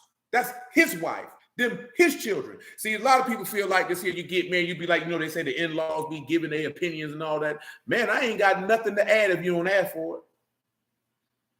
You know what I'm saying? I ain't never been walking around telling Little Muffin and Dwight, hey, yeah, y'all need to, they ain't asked me for it. I ain't got nothing to tell him. If he wanted my advice or counsel, he'd ask me for it. That's just the mindset as a man you're supposed to have. That's his wife. Niggas, you feed that woman? No. You clothing that woman? No. You housing that woman? No. Then your counsel and advice unsolicited, it's not required unless you just see a nigga really trickling and fumbling on his face and you're like, hey man, you know what I'm saying? You good? You straight? See, a lot of people feel like they just supposed to interject themselves in people's lives, man. No. Once you get your daughter away, man, that's a wrap. That's none of your business. That ain't none of your business. You know what I'm saying? And as an adult, you got to be able to look your parents in the face and tell them that, especially as a man. You like, mama, daddy, I understand this, that, and the third. Keep your mouth, keep your comments about my old lady to yourself. Because, boy, I promise to you, boy, sure as doo-doo stank in the sky blue, boy, I'll cut you off before I let you sit in here and disrespect my old lady. I tell you that because I don't give a damn who it is. Mama, daddy, grandmas, aunties, granddaddies, all that. You're not disrespecting my wife, boy. I don't give a damn who you is to her. And I don't give a damn who you is to me. You know what I'm talking about? My mama, my daddy, grandpa, none of that. You're not disrespecting my wife. That's not happening because she come before all y'all. And I won't allow it. And I ain't going to tell you but one time. If I got to tell you again, that means you don't respect me. And at that point, if you don't respect me, then there ain't no need for me to have no interaction with you. Because when you disrespect my wife, you're disrespecting me. You know what I'm talking about? Because that's me. And that's how Yahuwah will look at it. When you disrespect his wife, you're disrespecting him. And he ain't going to want to talk but one time, 2 at the max. After that, I ain't got no business with you. I don't want to talk. You know what I'm saying? And you got to have the intestinal and testicular fortitude to, regardless of who it is, to tell him you ain't got but one time to disrespect my wife. This is the first and the last. Do it again, and I guarantee you I ain't gonna fool with you. I don't care who you are. And people need to know that, and you got to be willing to go ahead and put him in the freezer and ice them for a little bit and let them understand it's not a game. You can disrespect whoever you want, but this one here is not one you're gonna disrespect. You're not gonna do it. Because the Lord is not going to allow it. He ain't going to allow it. And I'm talking about, I don't give a damn who it is. See, we always be ready to fight and defend your old lady against strangers. Shoot, you might have to defend your old lady from your family or her family. And you got to be willing to stand on business about that. This is what you're not going to do. I wouldn't give a damn if she was the sorriest, laziest woman in the history of the world. You're not going to disrespect her. I know this heifer sorry. I deal with it every day.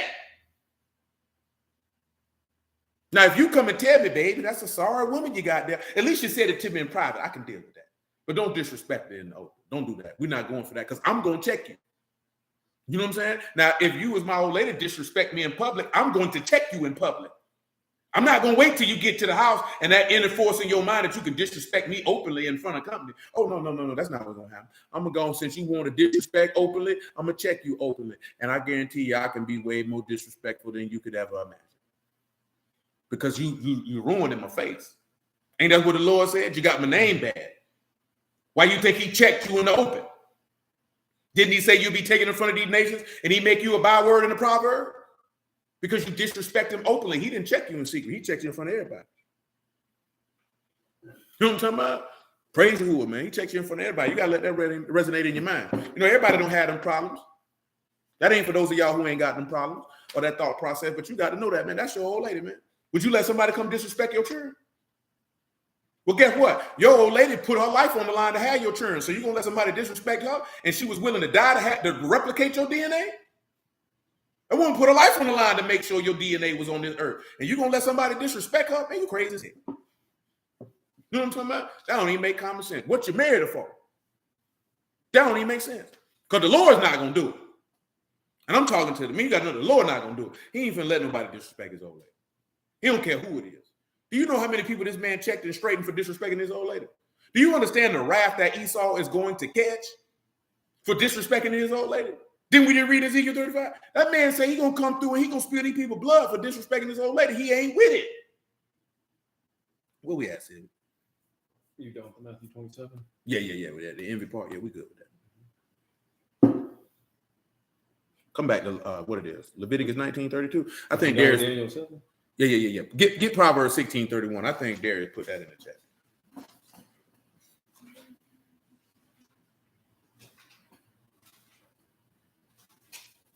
I think we need to go back to Revelation 1, though. Proverbs 16:31, y'all. The hoary head, a crown of esteem. The hoary head is a crown of what? Esteem. What else? It be found in the way of righteousness. If it be found in the way of righteousness. Go back to Revelation 1 and pick it at verse 14. Because that hoary head on Yahushua was definitely found in the way of righteousness.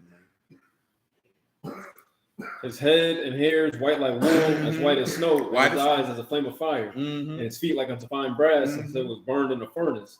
And his voice is the sound of many waters.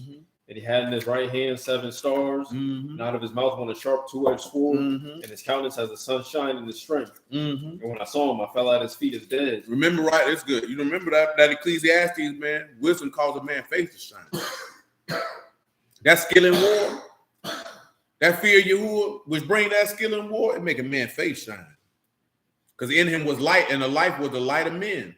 And Elohim is light, and no part darkness. And if he be in you, then you be light. You understand? Leviticus 16 and 19. I'm sorry. Leviticus 19 and 32 one more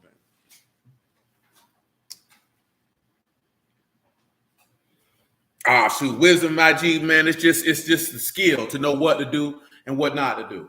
And the first step to getting a level of wisdom, bro, is to fear and reverence your maker. To have the respect that is due to the mighty and terrible name of Yahuwah host.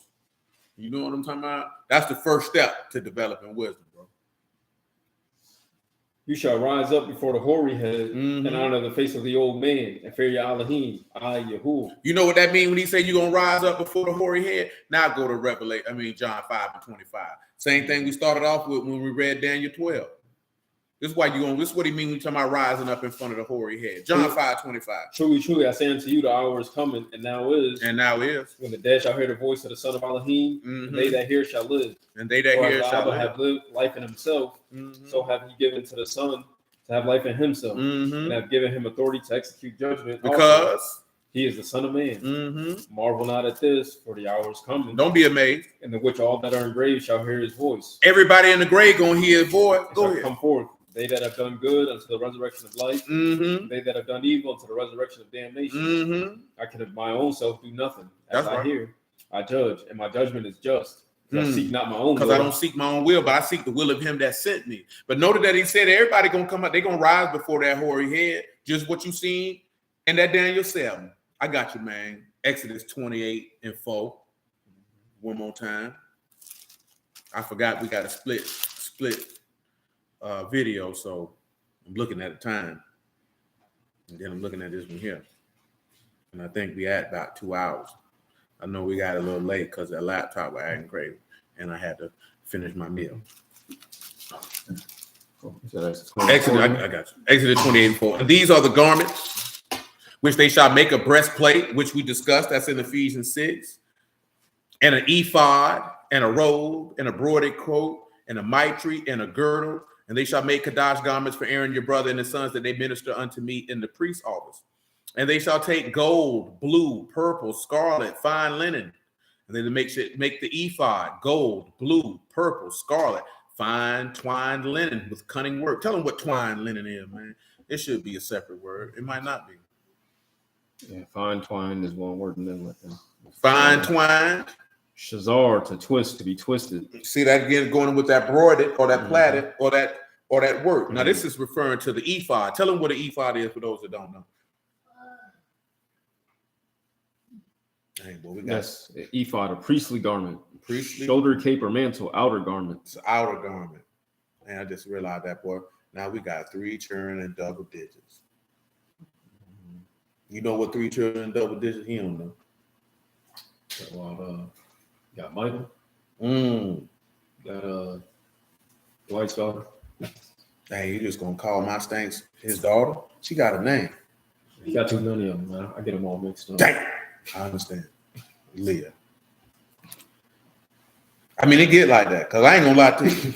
Them ain't my children, so I don't feel that bad. Even if they was, I still wouldn't feel bad. I don't know all them children's birthday. It's too many. And then Christian. Indeed, it's too many. You know what I'm saying? Oh, I say that linen is sheish. That's something bleached white. Son, what? Bleached white. That's something that's been cleaned. You see that? That's something that's been cleaned. That's Sean and Sean. That's something that's been cleaned. Now, of course, you know, that's an outer garment. You know what I'm talking about as far as that ephod is concerned. So we could look at the breastplate, but we're going to move over here to verse 31 with the robe.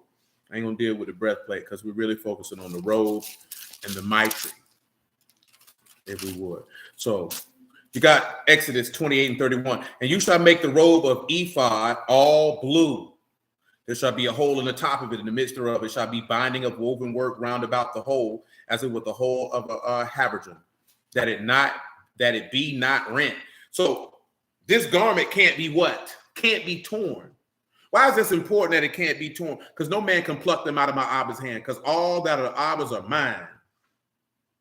Those who are given that white robe because they were slain for the word of Elohim and the testimony in which they done held. Because notice it said that it was bleached, right? Bleached white. Yeah. You know what I'm saying? What gets you bleached white? What did it say that they robes were washed by and made white in? What did you read that it said it? But how was those robes made white in Revelation 7? What made them white? The blood of the Lamb. You know what I'm talking about? So that means the blood that was sanctify you in order for your give me Acts 26 and 18. Now we still got 6 more seals to talk about. The other seals will be pretty quick. But I just wanted to focus on this seal because of what we were talking about in Daniel 12:7. Understanding why it is necessary for your power to be scattered.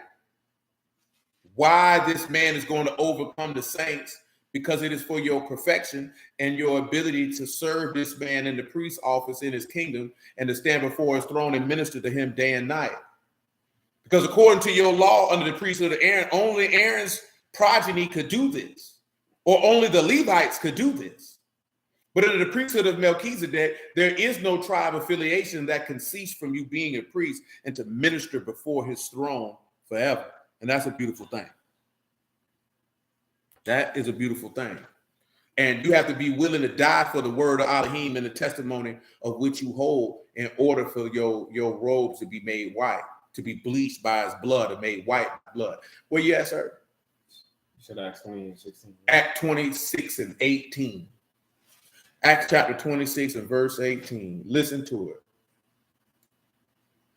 To open their eyes and to turn from darkness to light, and the power of Hashatan unto Elohim, that they may receive forgiveness of sins and inheritance among them, which are sanctified by the faith that is in who? In me. That is in who? In me. See, that's what's going to sanctify you to be able to even stand, to be able to die for the word. Because I keep telling y'all, they're not coming for you because you're Israelite.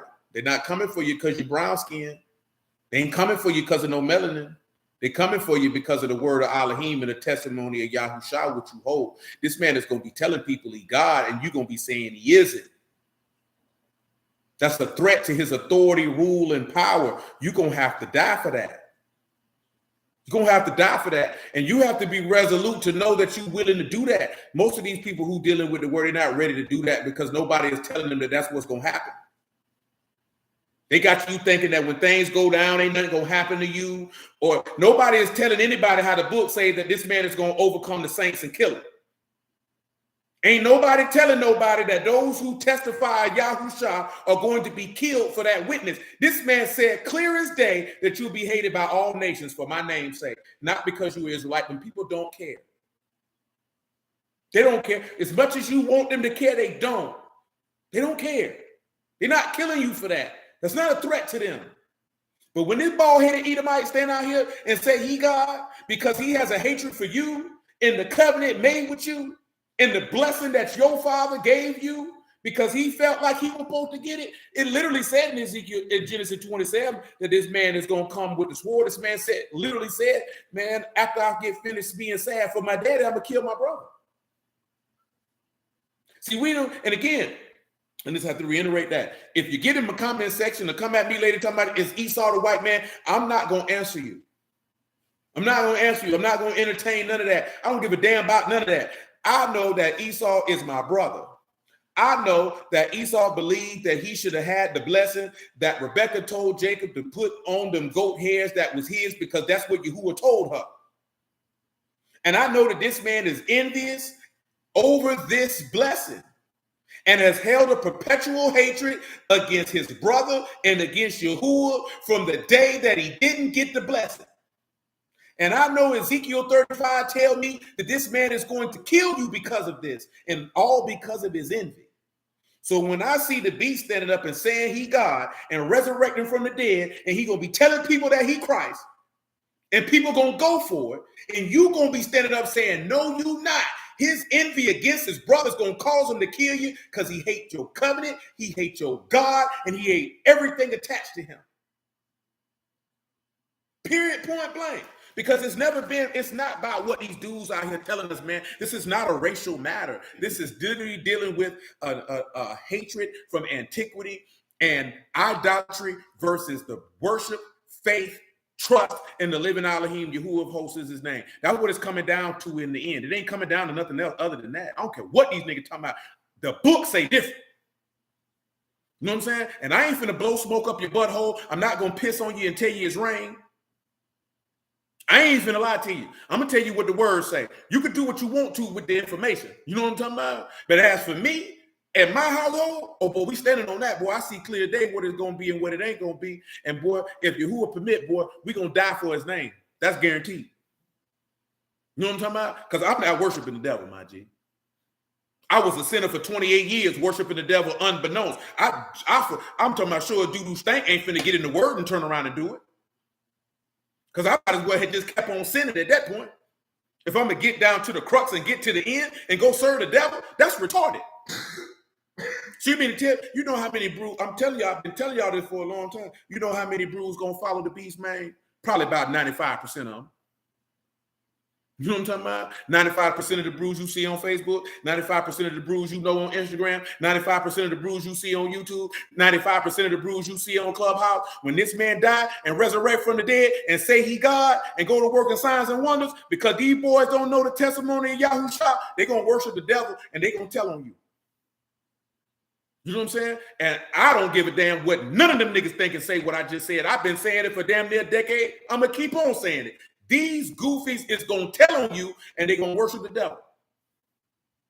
And you need to have yourself mentally and spiritually prepared for that so that you're not shocked when that day comes. Because that man said this man going to work signs and wonders that if it were possible, it would deceive who? The very elect. That means this man is going to be so good that even those who were certainly chosen will be paused for a second and say, boy, that nigga, that good, boy. But you homogamy, boy, got to be quicker than that. I'm telling you now.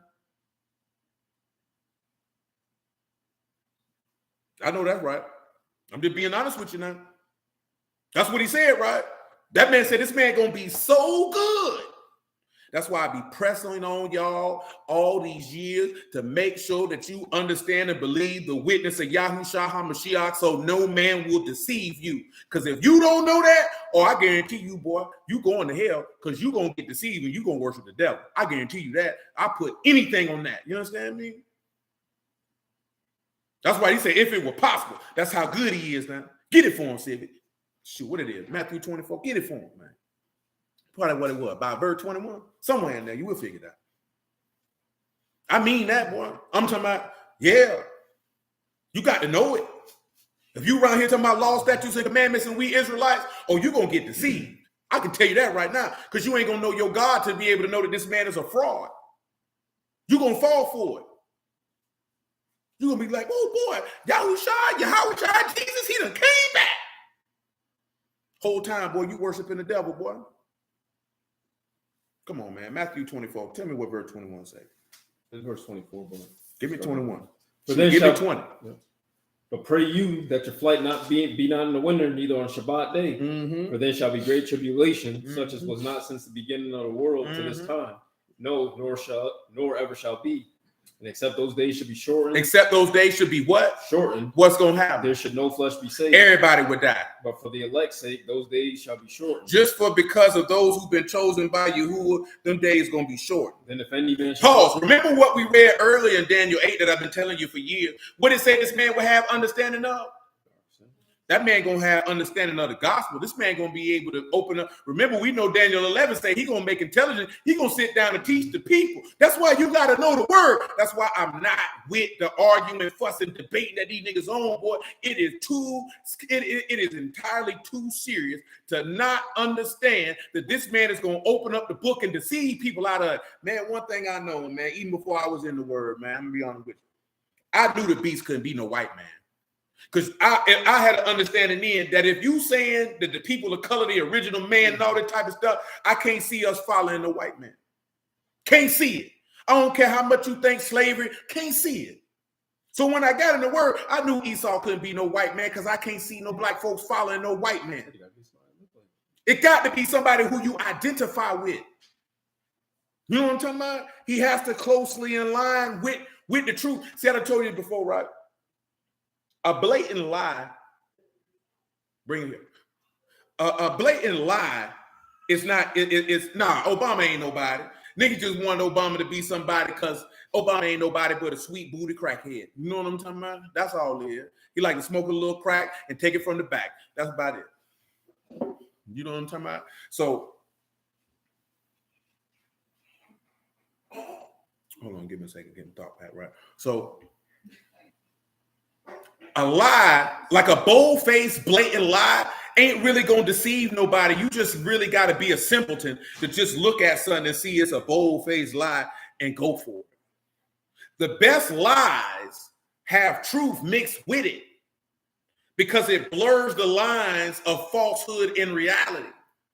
And if you already have a mind to go for falsehood with the mix of reality, it's easier because it blurs the lines. And I say that because anybody who's ever had somebody just blatantly outright tell them a bold-faced lie that was nowhere near the realms of reality, you like, you really think I'm going to go for this? But the lies that you got caught up with, more than likely that made a fool out of you, were the ones that were very closely aligned with reality. I remember I heard a long time, I heard 50 Cent say, he said he didn't like a liar versus a thief because he said a thief stealing your belongings, but a liar stealing your reality. You know what I'm talking about? So when you dealing with somebody who is because you got some people who lie and then you got liars. See, somebody who lies, just a nigga who tell lies and you know he lying. But a liar is a cunning deceiver. You understand? He is skillful and masterful in the art of deception. And of course, when you look in the beginning with the deception that the serpent came with, he sprinkled truth with the deception to cater to the desire of the flesh. So when you're dealing with somebody who's going to come with deception, he's going to come with deception that is closely aligned with the truth because he's appealing to your flesh. That's why you always got to be in the ruach, and therefore the lies can't get you because you're not going into your flesh, which is why that Paul wrote in that Ephesians 6, put on that breastplate now, put on that armor now, put on that helmet now, and take that sword so you can be able to stand against the wiles of the devil because he's coming. You know what I'm saying? He coming. And if you do not understand that, search the scriptures, for in them you think you have eternal life, and they are they that testify of me. And at beginning at Moses and all the prophets, he expounded unto them the things concerning himself. If you don't understand that, lo, I come in the volume of the book, it's written of me. If you don't understand whosoever believe on the Son has everlasting life. If you do not understand that my witness is in heaven and my record is on high, and I have one who bear greater witness than John, then his witness is true. If you don't understand that there are three that bear record in heaven, the Father, the Word, and the Ruach HaKodesh, and there's three that bear record in the earth, the water, the blood, and the Ruach is true. If you don't understand that, if you believe in the testimony of the Son, you set to the seal that Elohim is true. If you don't understand that, and you think it's about law, statutes, and commandments, and you an Israelite, when this man come, you going to hell because you going to worship the devil. You know what I'm talking about? Because you don't know your God. Remember what he said on his way out the door, well, on his way to the stake. He said, Kadash Abba, the world have not known you. He said, but I've known you. We know to know him is to know him by experience. You can only know him from the experience that come through faith, through believing the word. You know what I'm saying? You got to know him because you didn't eat no pork chops. That doesn't cause you to experience him. That's not to say that you can go eat you one. That's not to say we condone it for you to do any of that. You're supposed to be Kadat, but I'm telling you what I know. I'm telling you, Yahuwah is my witness before whom I stand. Well, if you don't know your God, boy, you going to hell. In that day, because you're going to worship the devil. You know what I'm talking about? And you can say what you want. You can fuss, fight, kick, and argue. And I'll say it to your face. I'll say it to whoever, whenever, however, whomever. Boy, you going to hell. You know what I'm talking about? Because you're not going to stand in that day. You're going to buckle and fold. Because when this man go to work in signs and wonders, you're going to be deceived. Because that man told you in Deuteronomy 13, I don't care what sign and wonder they work. He said, boy, you better stick to what I told you. Ain't that what he said? Now you see, we ain't seeing no signs and wonders out here. So you think these dudes deceiving? Oh, we got to destroy false doctrine. I don't give a damn about these niggas false doctrine out here. I ain't gonna lie to you. I'm not finna sit here and argue with nobody about no Trinity. I don't care nothing about that. I'm not finna sit here and argue with you about when the day starts. I'm not finna do none of that because that ain't gonna do nothing for nobody when they see the devil working signs and wonders and closely aligning itself like he Yahushua HaMashiach. That ain't gonna help nobody's soul in the day when their soul gonna be tempted. That man told you in Revelation chapter 3, he said, I'll keep you from the day of the great temptation that'll try the whole world. There's gonna be a day where everybody gonna be tempted. That's what people's souls need to be prepared for. Nobody give a damn about arguing about when a damn day starts. That's how stupid we is. We think that the Lord in heaven is sitting. Boy, them boys standing for me. You think he pleased with this? That's how I know we in a bad state. Because the stuff we arguing about, we think he's stamping it. That man ain't stamping that because it ain't bringing nobody to him. It ain't turning nobody from sin. It ain't causing nobody to believe on the word. It ain't bringing nobody no comfort. It ain't taking away no burdens. It ain't comforting the sad. It ain't doing nothing. And boy, I ain't standing for nothing. I ain't on none of that. You know what I'm talking about? And if you don't like it, I don't really give a damn. You know what I'm talking about? Eat a big bad doodle and die. Straight up and down, man. People's souls need to be saved, man. We need to be drawn closer to our Elohim. We too late in the game. Look at, man, I just seen my homeboy the other day I went to high school with. Man, shoot, seen him today and the other day. You know what I'm saying? And he asked me, like, man, you went to a big trial funeral? Because our homeboy died, man. 43 years old. Heart attack in his sleep. Nigga, we the same age.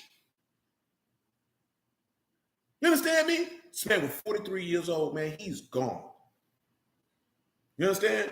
So while we around here supposed to be in the word, talking about this, that, there, and the third, are you ready to leave here?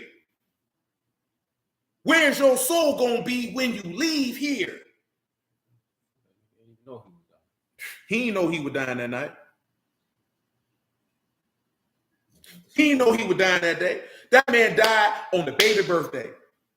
My homeboy came over here. He called me, said, boy, you know Trav died? I said, no, I don't even know. I ain't been online, man. He said, yeah, boy, he checked out of here today, man. 43 years old, man. You understand me? And once you leave here, ain't no repentance in the grave. It's over with. So whatever state that those lights went out in, that's the state that when them thrones come up and the books get open, that's the state you standing before him in. And he ain't gonna care nothing about what you didn't know, what you didn't hear. He don't want to hear none of that. Books open, judgment time.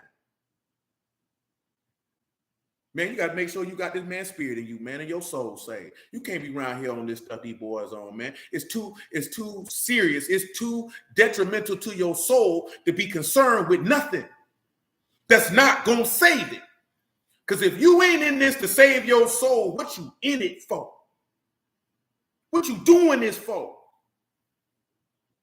If being in the presence of God and being in presence and peace that you can worship before his throne and give esteem and praise to his name for eternity is not your desire, what you doing this for? To prove some niggas in the internet wrong about some stuff that don't neither one of y'all know what you talking about? That's what we on, man. I'm not on that, my G. I'm talking about, I ain't no disrespect to nobody. You know what I'm saying? I'm not on that. Because if I'm going to do something, man, I'm trying to do it. I preach the word because I love what I do. And you know why? Because I love my maker and I love his people, that my heart's desire is that all of us could be able to look each other in the face on that great day and say, praise be to who we made it in his kingdom, to worship and honor him. I can look my maker in the face and see him and live. Ain't that's what Revelation 22 say? You'll see him in his name be in your forehead. And I don't want to see him to confirm that he's real. I just want to see him because I want to be where he is at all times. I don't want to be away from his presence. And his presence is power. And his presence is peace. And his presence is comfort. And his presence is eternal life. Why would I want to stray from that? To get caught up in vain conversations that are not going to benefit my soul. Would you all sit around? Ain't that we just read that in Job when he said, do men sit around with vain talk that can't profit nobody? Let me read it to you real quick. Like, I think it's Job 15, I believe. We just talked about this a few weeks back. Let Yahuwah be his thing. You know what I'm talking about? Yeah, it's Job 15.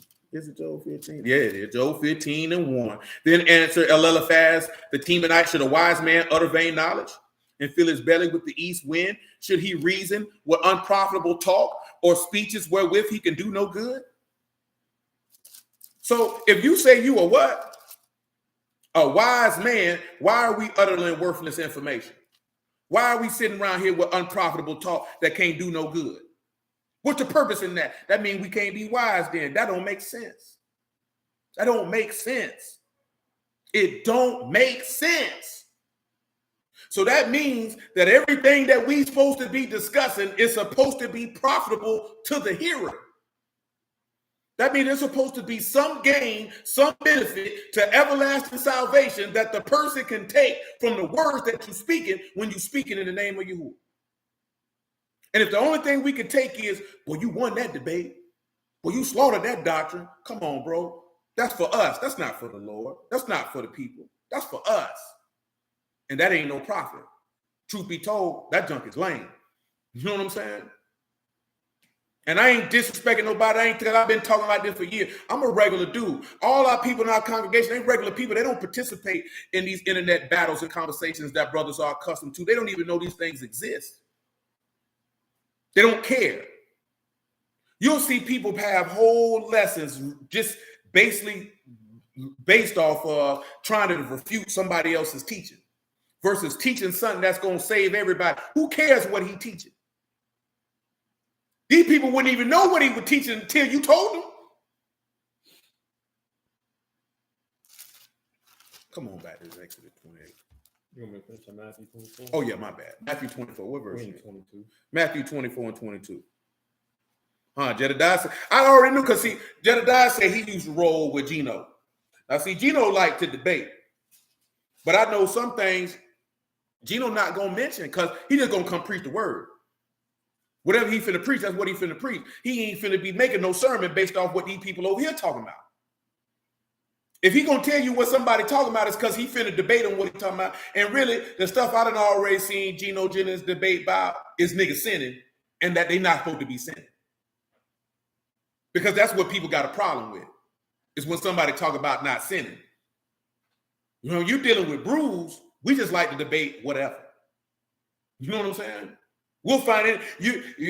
Niggas will debate what color blue is. I've seen dudes debate what color blue should be on the border on fringes. Dudes that has debate about this. Like, did we really having a conversation about this? We wasting time about this? Y'all already know. Y'all know it's certain stuff that if I was to walk in here and bring that to y'all on the Saturday, see, this I already know, because see, y'all niggas don't care. See, that's why I appreciate it. Y'all niggas get up and leave.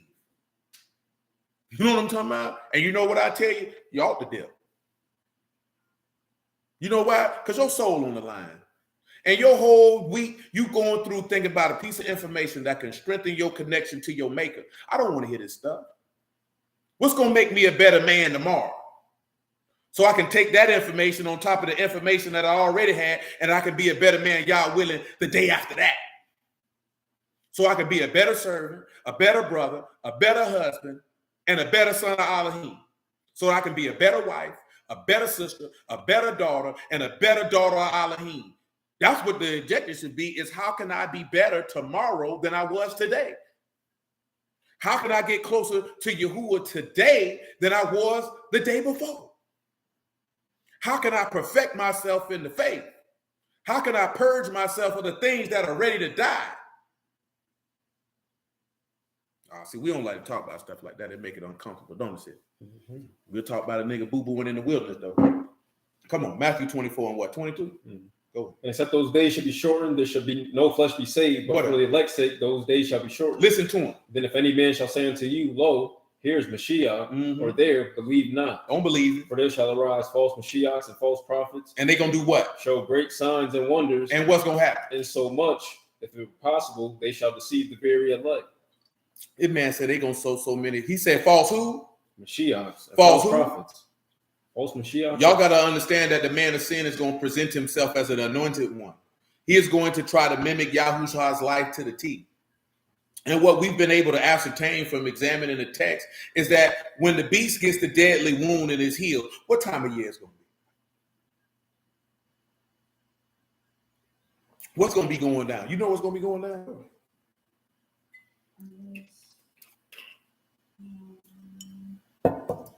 It's okay if you don't remember. You know what's going to be going on? Passover? It's going to be Passover. It's going to be Passover. So this man is going to die and resurrect from the dead during Passover. You don't think that's going to be like a woe moment for a lot of people on the earth? See, he's not going to die and resurrect on Easter, because the world's not going to buy that. See, I know you think the whole world is going to buy the Christian ethos. Ain't nobody going to pay attention to that, because it's too far of a lie. It's not aligned with the text. It's not aligned. Regardless of, majority of people in the Christian church know that Easter is a fertility festival. Most people in the Christian church know the history and the background on it. They don't care. That's what they've been doing. That's what they're going to continue to do. And it's just what it is. So guess what? When we get ready to conclude unleavened bread, they're going to be keeping Easter. And guess what? That's their business. I ain't got nothing to do with that. That ain't got nothing to do with me. You want to worship a vagina? That's your business. I'm not finna try to be around here beating no dead horse to try to convince you that it's false. If you believe, if I done told you and you still doing it, I ain't finna keep telling you. Do what you want. Because I guarantee you, the Lord ain't finna be walking around here, well, y'all keep keeping Easter. He ain't gonna care. Earmarked for death. That's how he gonna look at it. Remember when he sent the prophet to the dude and the prophet said, oh man, he won't hear me. The prophet realized, oh, Yahuwah had determined to kill him. He left. He didn't keep talking to him. Once he seen that this man wasn't listening to him, he understood, Yahuwah don't fool with him. I'm gone. I ain't gonna keep talking to this man. For what? See, we got it in our mind. We supposed to keep telling people something. No, Yahuwah don't operate like that. I done told you once. I done told you twice, 3 times. I'm gone. I'm good. I ain't got nothing else to say. Because clearly, you have determined yourself to be unworthy of salvation. I will depart from you and take this information to somebody who will value and cherish the opportunity of everlasting life. I'm not going to try to convince you. I'm not going to beg you. For what? I know I've been telling y'all this so many times, man, but I really only say it to impart one point. Not the point of stop talking to people, but to understand how valuable, matter of fact, do me a favor. Give me Matthew 13 and 43. How valuable the gospel is. Everybody don't see the value. Let me tell you something, right? You could take two people, right? And you could pull a Tesla in front of them. And one person will see a value in a Tesla and another person won't. Now, I'm just using that as an example, not to think that I don't know nothing about no Tesla. You know what I'm talking about? But I'm just saying that for the point. Just because this other person don't see the value in the Tesla, does it make it any less valuable? What does Romans 3 say?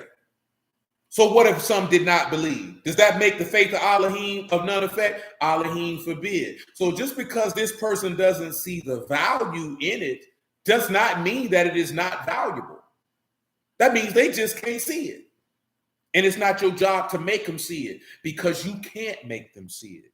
Only Yahuwah can give a man eyes to see and the ears to hear and a heart to perceive that he could be converted and be healed. He's the only person who could do that.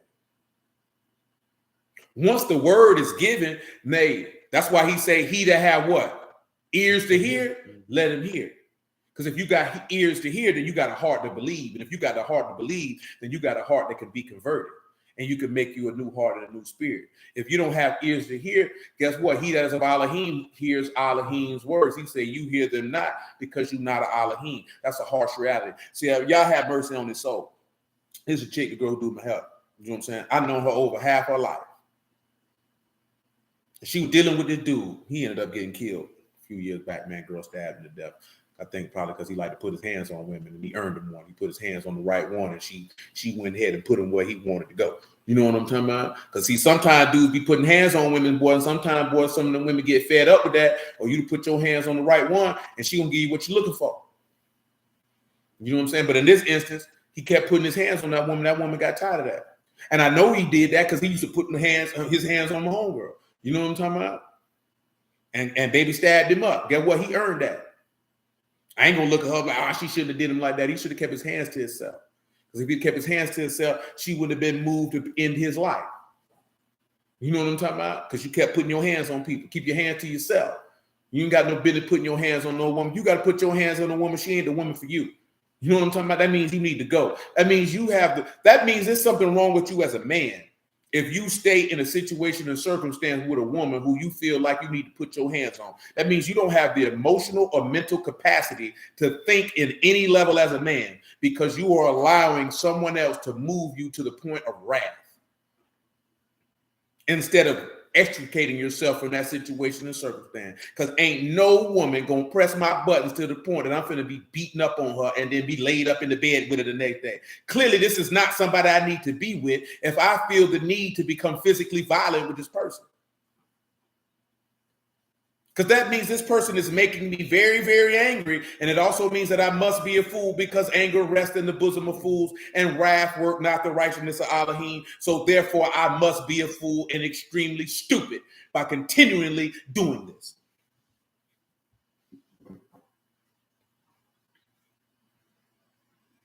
Or do you now I ain't gonna lie. Now Jedediah asked a good question. Do you interfere when you know a friend of yours is getting abused, man or woman? So if I know you're getting abused, I would tell you, you need to leave this person alone.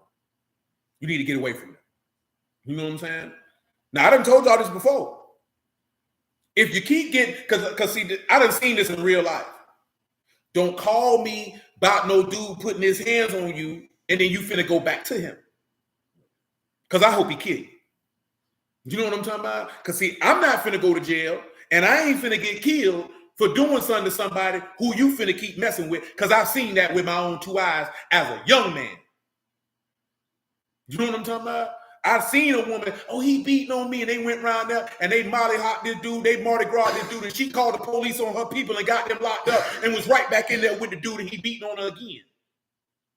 I'm not participating in that. You know what I'm talking? I'm not participating. I'm not going to risk my life and freedom for you to go back over there and be with somebody who clearly don't care about you because you don't care about yourself. Because I know a lot of people say a lot of things about people being in abusive situations, male or female. Well, you got to love yourself enough to know this ain't it. This ain't it. You know what I'm talking about? I don't care who doing it. But if that man putting his hands on you, you got to love yourself enough to be like, nah, this ain't it. I got to go. This woman throwing stuff at you, hitting you with stuff, you got to love yourself. See, that's the problem. You don't love yourself, so you stay in a negative situation. I'm going. I don't care if we got kids together. I don't care what we got going on. Boy, I'm not going to sit here and get hit on. I'm gone. You know what I'm talking about? Ain't nothing to discuss. I'm gone. And I tell y'all the same. Don't you sit there and let no man beat on you. You better leave.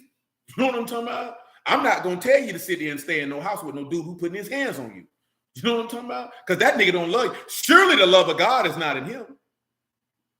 Can't no man look me in the face and tell me the love of God in him, and he putting his hand on his wife, and the book say a man supposed to love his wife as his own flesh. You're not going to look me in my face and tell me that and expect me to believe that.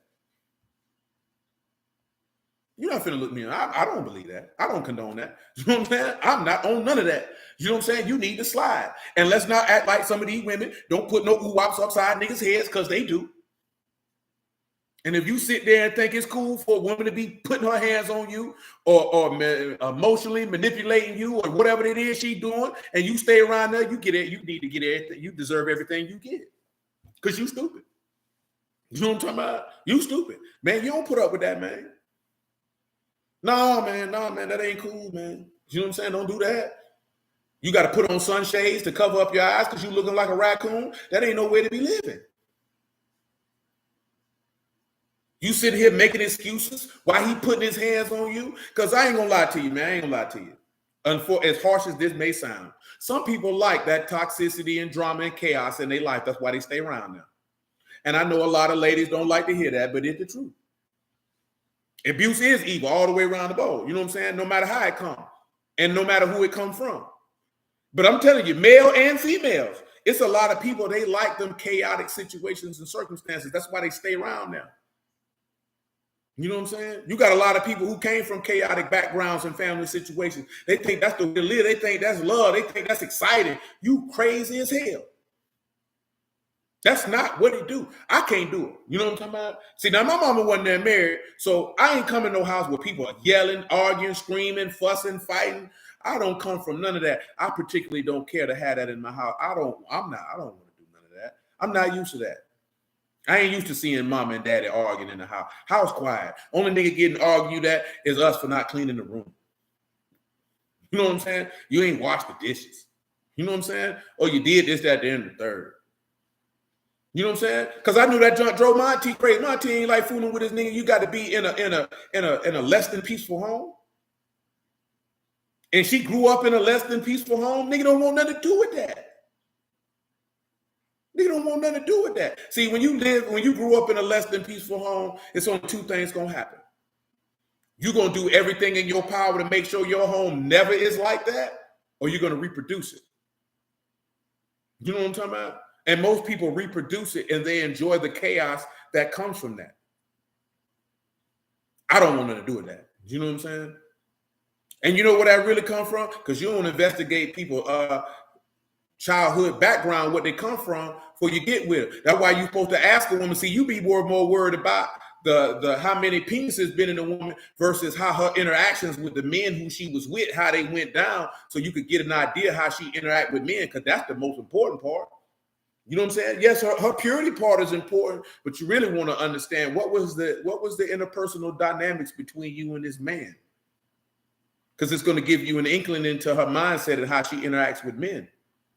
As a woman, you would want to know the same thing. How did you interact with women before you? But guess what? If some woman did something to you or some man did something to you, you might carry that over here to me, and it ain't my job to fix it. I ain't Dr. Phil.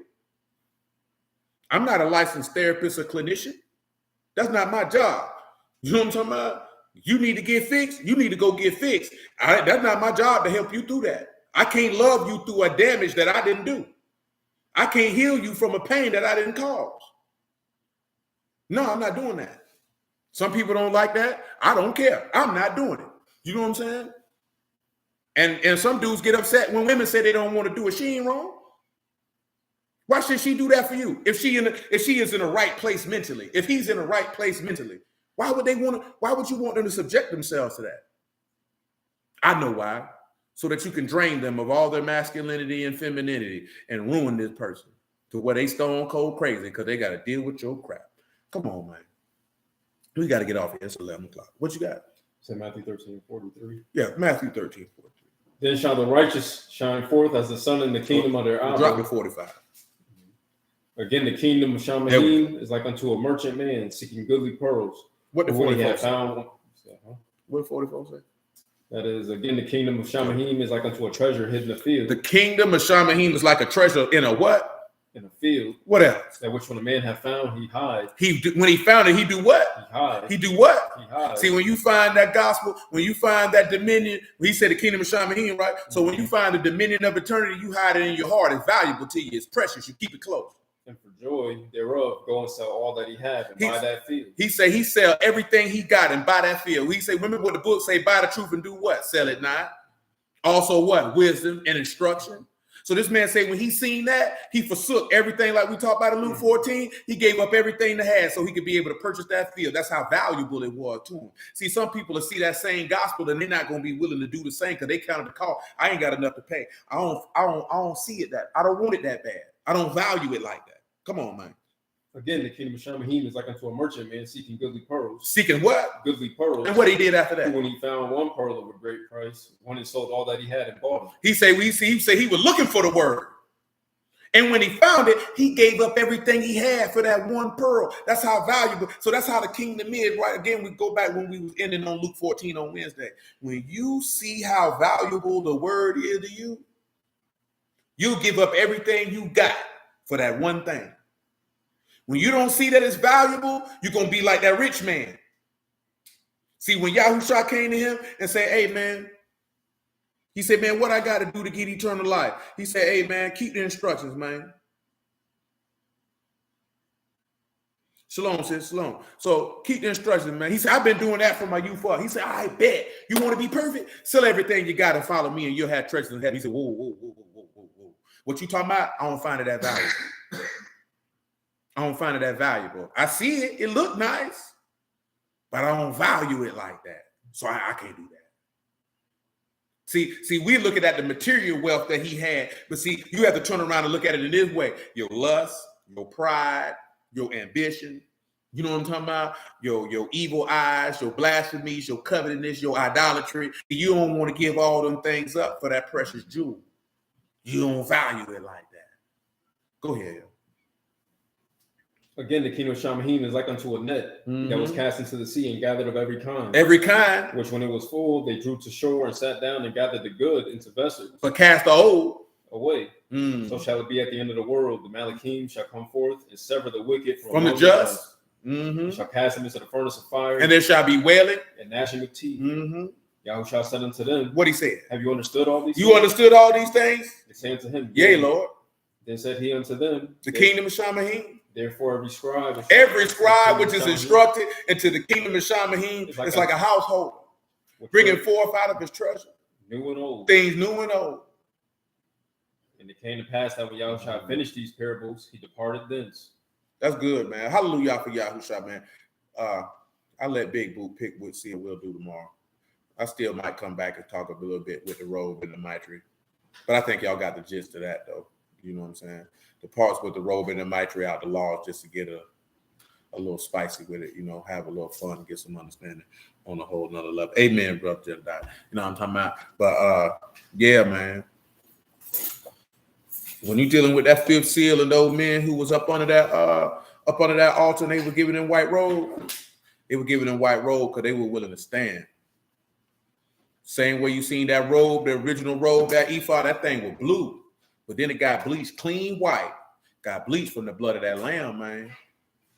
You know what I'm talking about? From the blood of that lamb, man. Well, you need faith in God. Amen, Brother Reynolds. You need the faith of God to get through this thing right here, man. You know what I'm saying? Don't let nobody make you feel like you weak or it's odd because you would rather esteem in the righteousness of your maker by declaring his faith. Oh, the 144 and the those at the altar, that's two different things there. That's two different things. The 144 are the nobles and governors which will come out from the midst of your own people. That's spoken of in Jeremiah 30. That's a whole different deal. You know what I'm saying? Y'all willing, we could touch on it on tomorrow. You know what I'm talking about? We can do that. That ain't no big deal. Just don't let me forget. But yeah, man, you know what I'm saying? Don't let nobody make you feel like you and guess what, right? At the end of the day, when you look at Acts, right, they mocked the apostles and called them Christians because of their unwavering, unbreakable faith in the Mashiach. So if you come amongst a bunch of brews and you like this here, man, you know, that's where your conversation is, and that's what you lead with, and that's where your focus at. And they want to, oh, you sound like a Christian, then take it as all joy that they mocking you in that regard because they're just confirming what the text said. Because we know we Israelites, bro, but so what? We keep the law, so what? We supposed to do that. You know what I'm saying? It's like niggas want to pat on their back for doing what they supposed to do. Hold on, Jedediah, I had to make a decision when I wouldn't support my stepmom's political party. And she said I had to leave the house. I chose the obedience of Yah and showed me over our relationship that was only rooted in her taking me in as a child and not rooted in Mashiach. Indeed, and I would also say that was probably using somewhere. Oh, you want some cornbread? Go ahead, bro. I think that was more so rooted in because, one, you're not her child, so she didn't have that level of allegiance to you in order to put you out over something so trivial. You know what I'm talking about? So probably considering on your age, she was probably already ready for you to slide and just use that as a means because she probably already believed that you wasn't going to go for that anyway. And that would give her the ammunition that she needed to put you out. And it might have not even been anything about the political party, just her making a calculated decision, thinking that I can be able to use this to get this grown nigga out my house. You know what I'm saying? Be honest with you. Because some people do stuff like that, knowing that a person is probably not going to make a certain decision so that they can be able to get the desired outcome which they wanted. You know what I'm talking about? And sometimes your parents will do that. Don't get it twisted. You know what I'm saying? Because it might have not even been that she even cared that you cared about the word. She just probably wanted you out the house. So she was going to come up with whatever she felt like she could come up with to get you out the house. Or it could have been she had a disdain for Yahuwah. Shoot, Yahuwah knows. You know, some of these people out here, man, they dirty out here, man. But, man, stand for the word, man. I say, man, you supposed to keep the law, man. Niggas be thinking they want brownie point talking about the law. I already told you, man. I told you last week, man, when you see a nigga who lead with Sabbath days and clean foods, that's a big sin. If that's all they want to talk about, that's a big sin. You know what I'm talking about? That boy sin all the time. That's sin all the time. Shoot, I ain't gonna do. I'll take it up a notch. If all anybody ever want to talk about is the law, that boy big sin. Because he don't keep it. Because people who keep it don't even discuss it like that. They don't discuss it because they're too busy trying to get people to see the love and kindness, mercy, and salvation of our Maker. You know what I'm talking about? Because they believe the word, they keep it because that's just what we do. Because it's not that hard. So, man, there's nothing in that law that this man is not asking us to do that's even difficult. You know what I'm saying? What's difficult about not slandering a man? What's difficult about checking your brother? What's difficult about treating people like you want to be treated? What's difficult about not being covetous? What's difficult about not sleeping with a woman that's not your wife? If that ain't your wife, what you having sex with her for? What's difficult about not being a murderer? Because at the end of the day, the only thing people argue and fuss about is eating pork chops, shrimp, and lobsters. And what day to keep the Sabbath and feast days. This the only thing niggas arguing about. Come on, man. That's easy stuff to do. That's easy stuff to do. That's why that's the stuff they only argue about. And when you go to dealing with that man saying, don't be running, making no false report, don't be no false witness, don't have feet swift running the mischief. Don't nobody want to talk about that. Because that's what plenty of people doing. You justifying the wicked over the righteous, you don't want to talk about that. Man, these niggas full of pride, man. You know what I'm saying? Don't fall for that junk, man. Protect your soul, man. Your life on the line. You can't get caught up in this fight. I appreciate y'all, man. I bless y'all, the house of Elohim, in the name of Yahushua, man. Love y'all, Yahuwah willing, man. What the day is? The 18th, 17th? Well, it's 18th, 9. So we about 15 days out. April the 2nd, if the Lord allow, we'll begin our observation of Passover, and then of course from there, from the observation of unleavened bread. So I take that back. I'm mistaken because I said this, but the night of Passover is going to be at 8:30 start time. The night of the first day of unleavened bread is at 8:30 start time. You know what I'm talking about? And then after that, it's 7:30. So that's my bad. Y'all willing, I believe, Brother Reynolds and Brother Ellis will be around this corner. Sean also and Jay, I believe, but shoot, we understand that Jay stay on to the house because you just pushed out a freshman. You know what I'm saying? You got to get your rest, you know what I'm saying, and get your strength up. You know what I'm talking about? So, yes, sir. So, yeah, y'all willing, man, we about 2 weeks out. You know what I'm saying? We gonna make do what it do, 8 days. Yes, sir, brother. 8 days of some good work, if the Lord allow. Prayerfully, we get some good understanding. You know what I'm saying? And that our soul be spared. But, you know, always let your heart be knit together with your maker, man. He faithful. He always abide faithful. He ain't going nowhere. It's not that he went anywhere. It's that we go somewhere. You know what I'm saying? So stick close to him, man. You know what I'm talking about? And come through in the clutch, man. You know what I'm talking about? He'll come through in the clutch. Everything work out smooth. So y'all willing until tomorrow.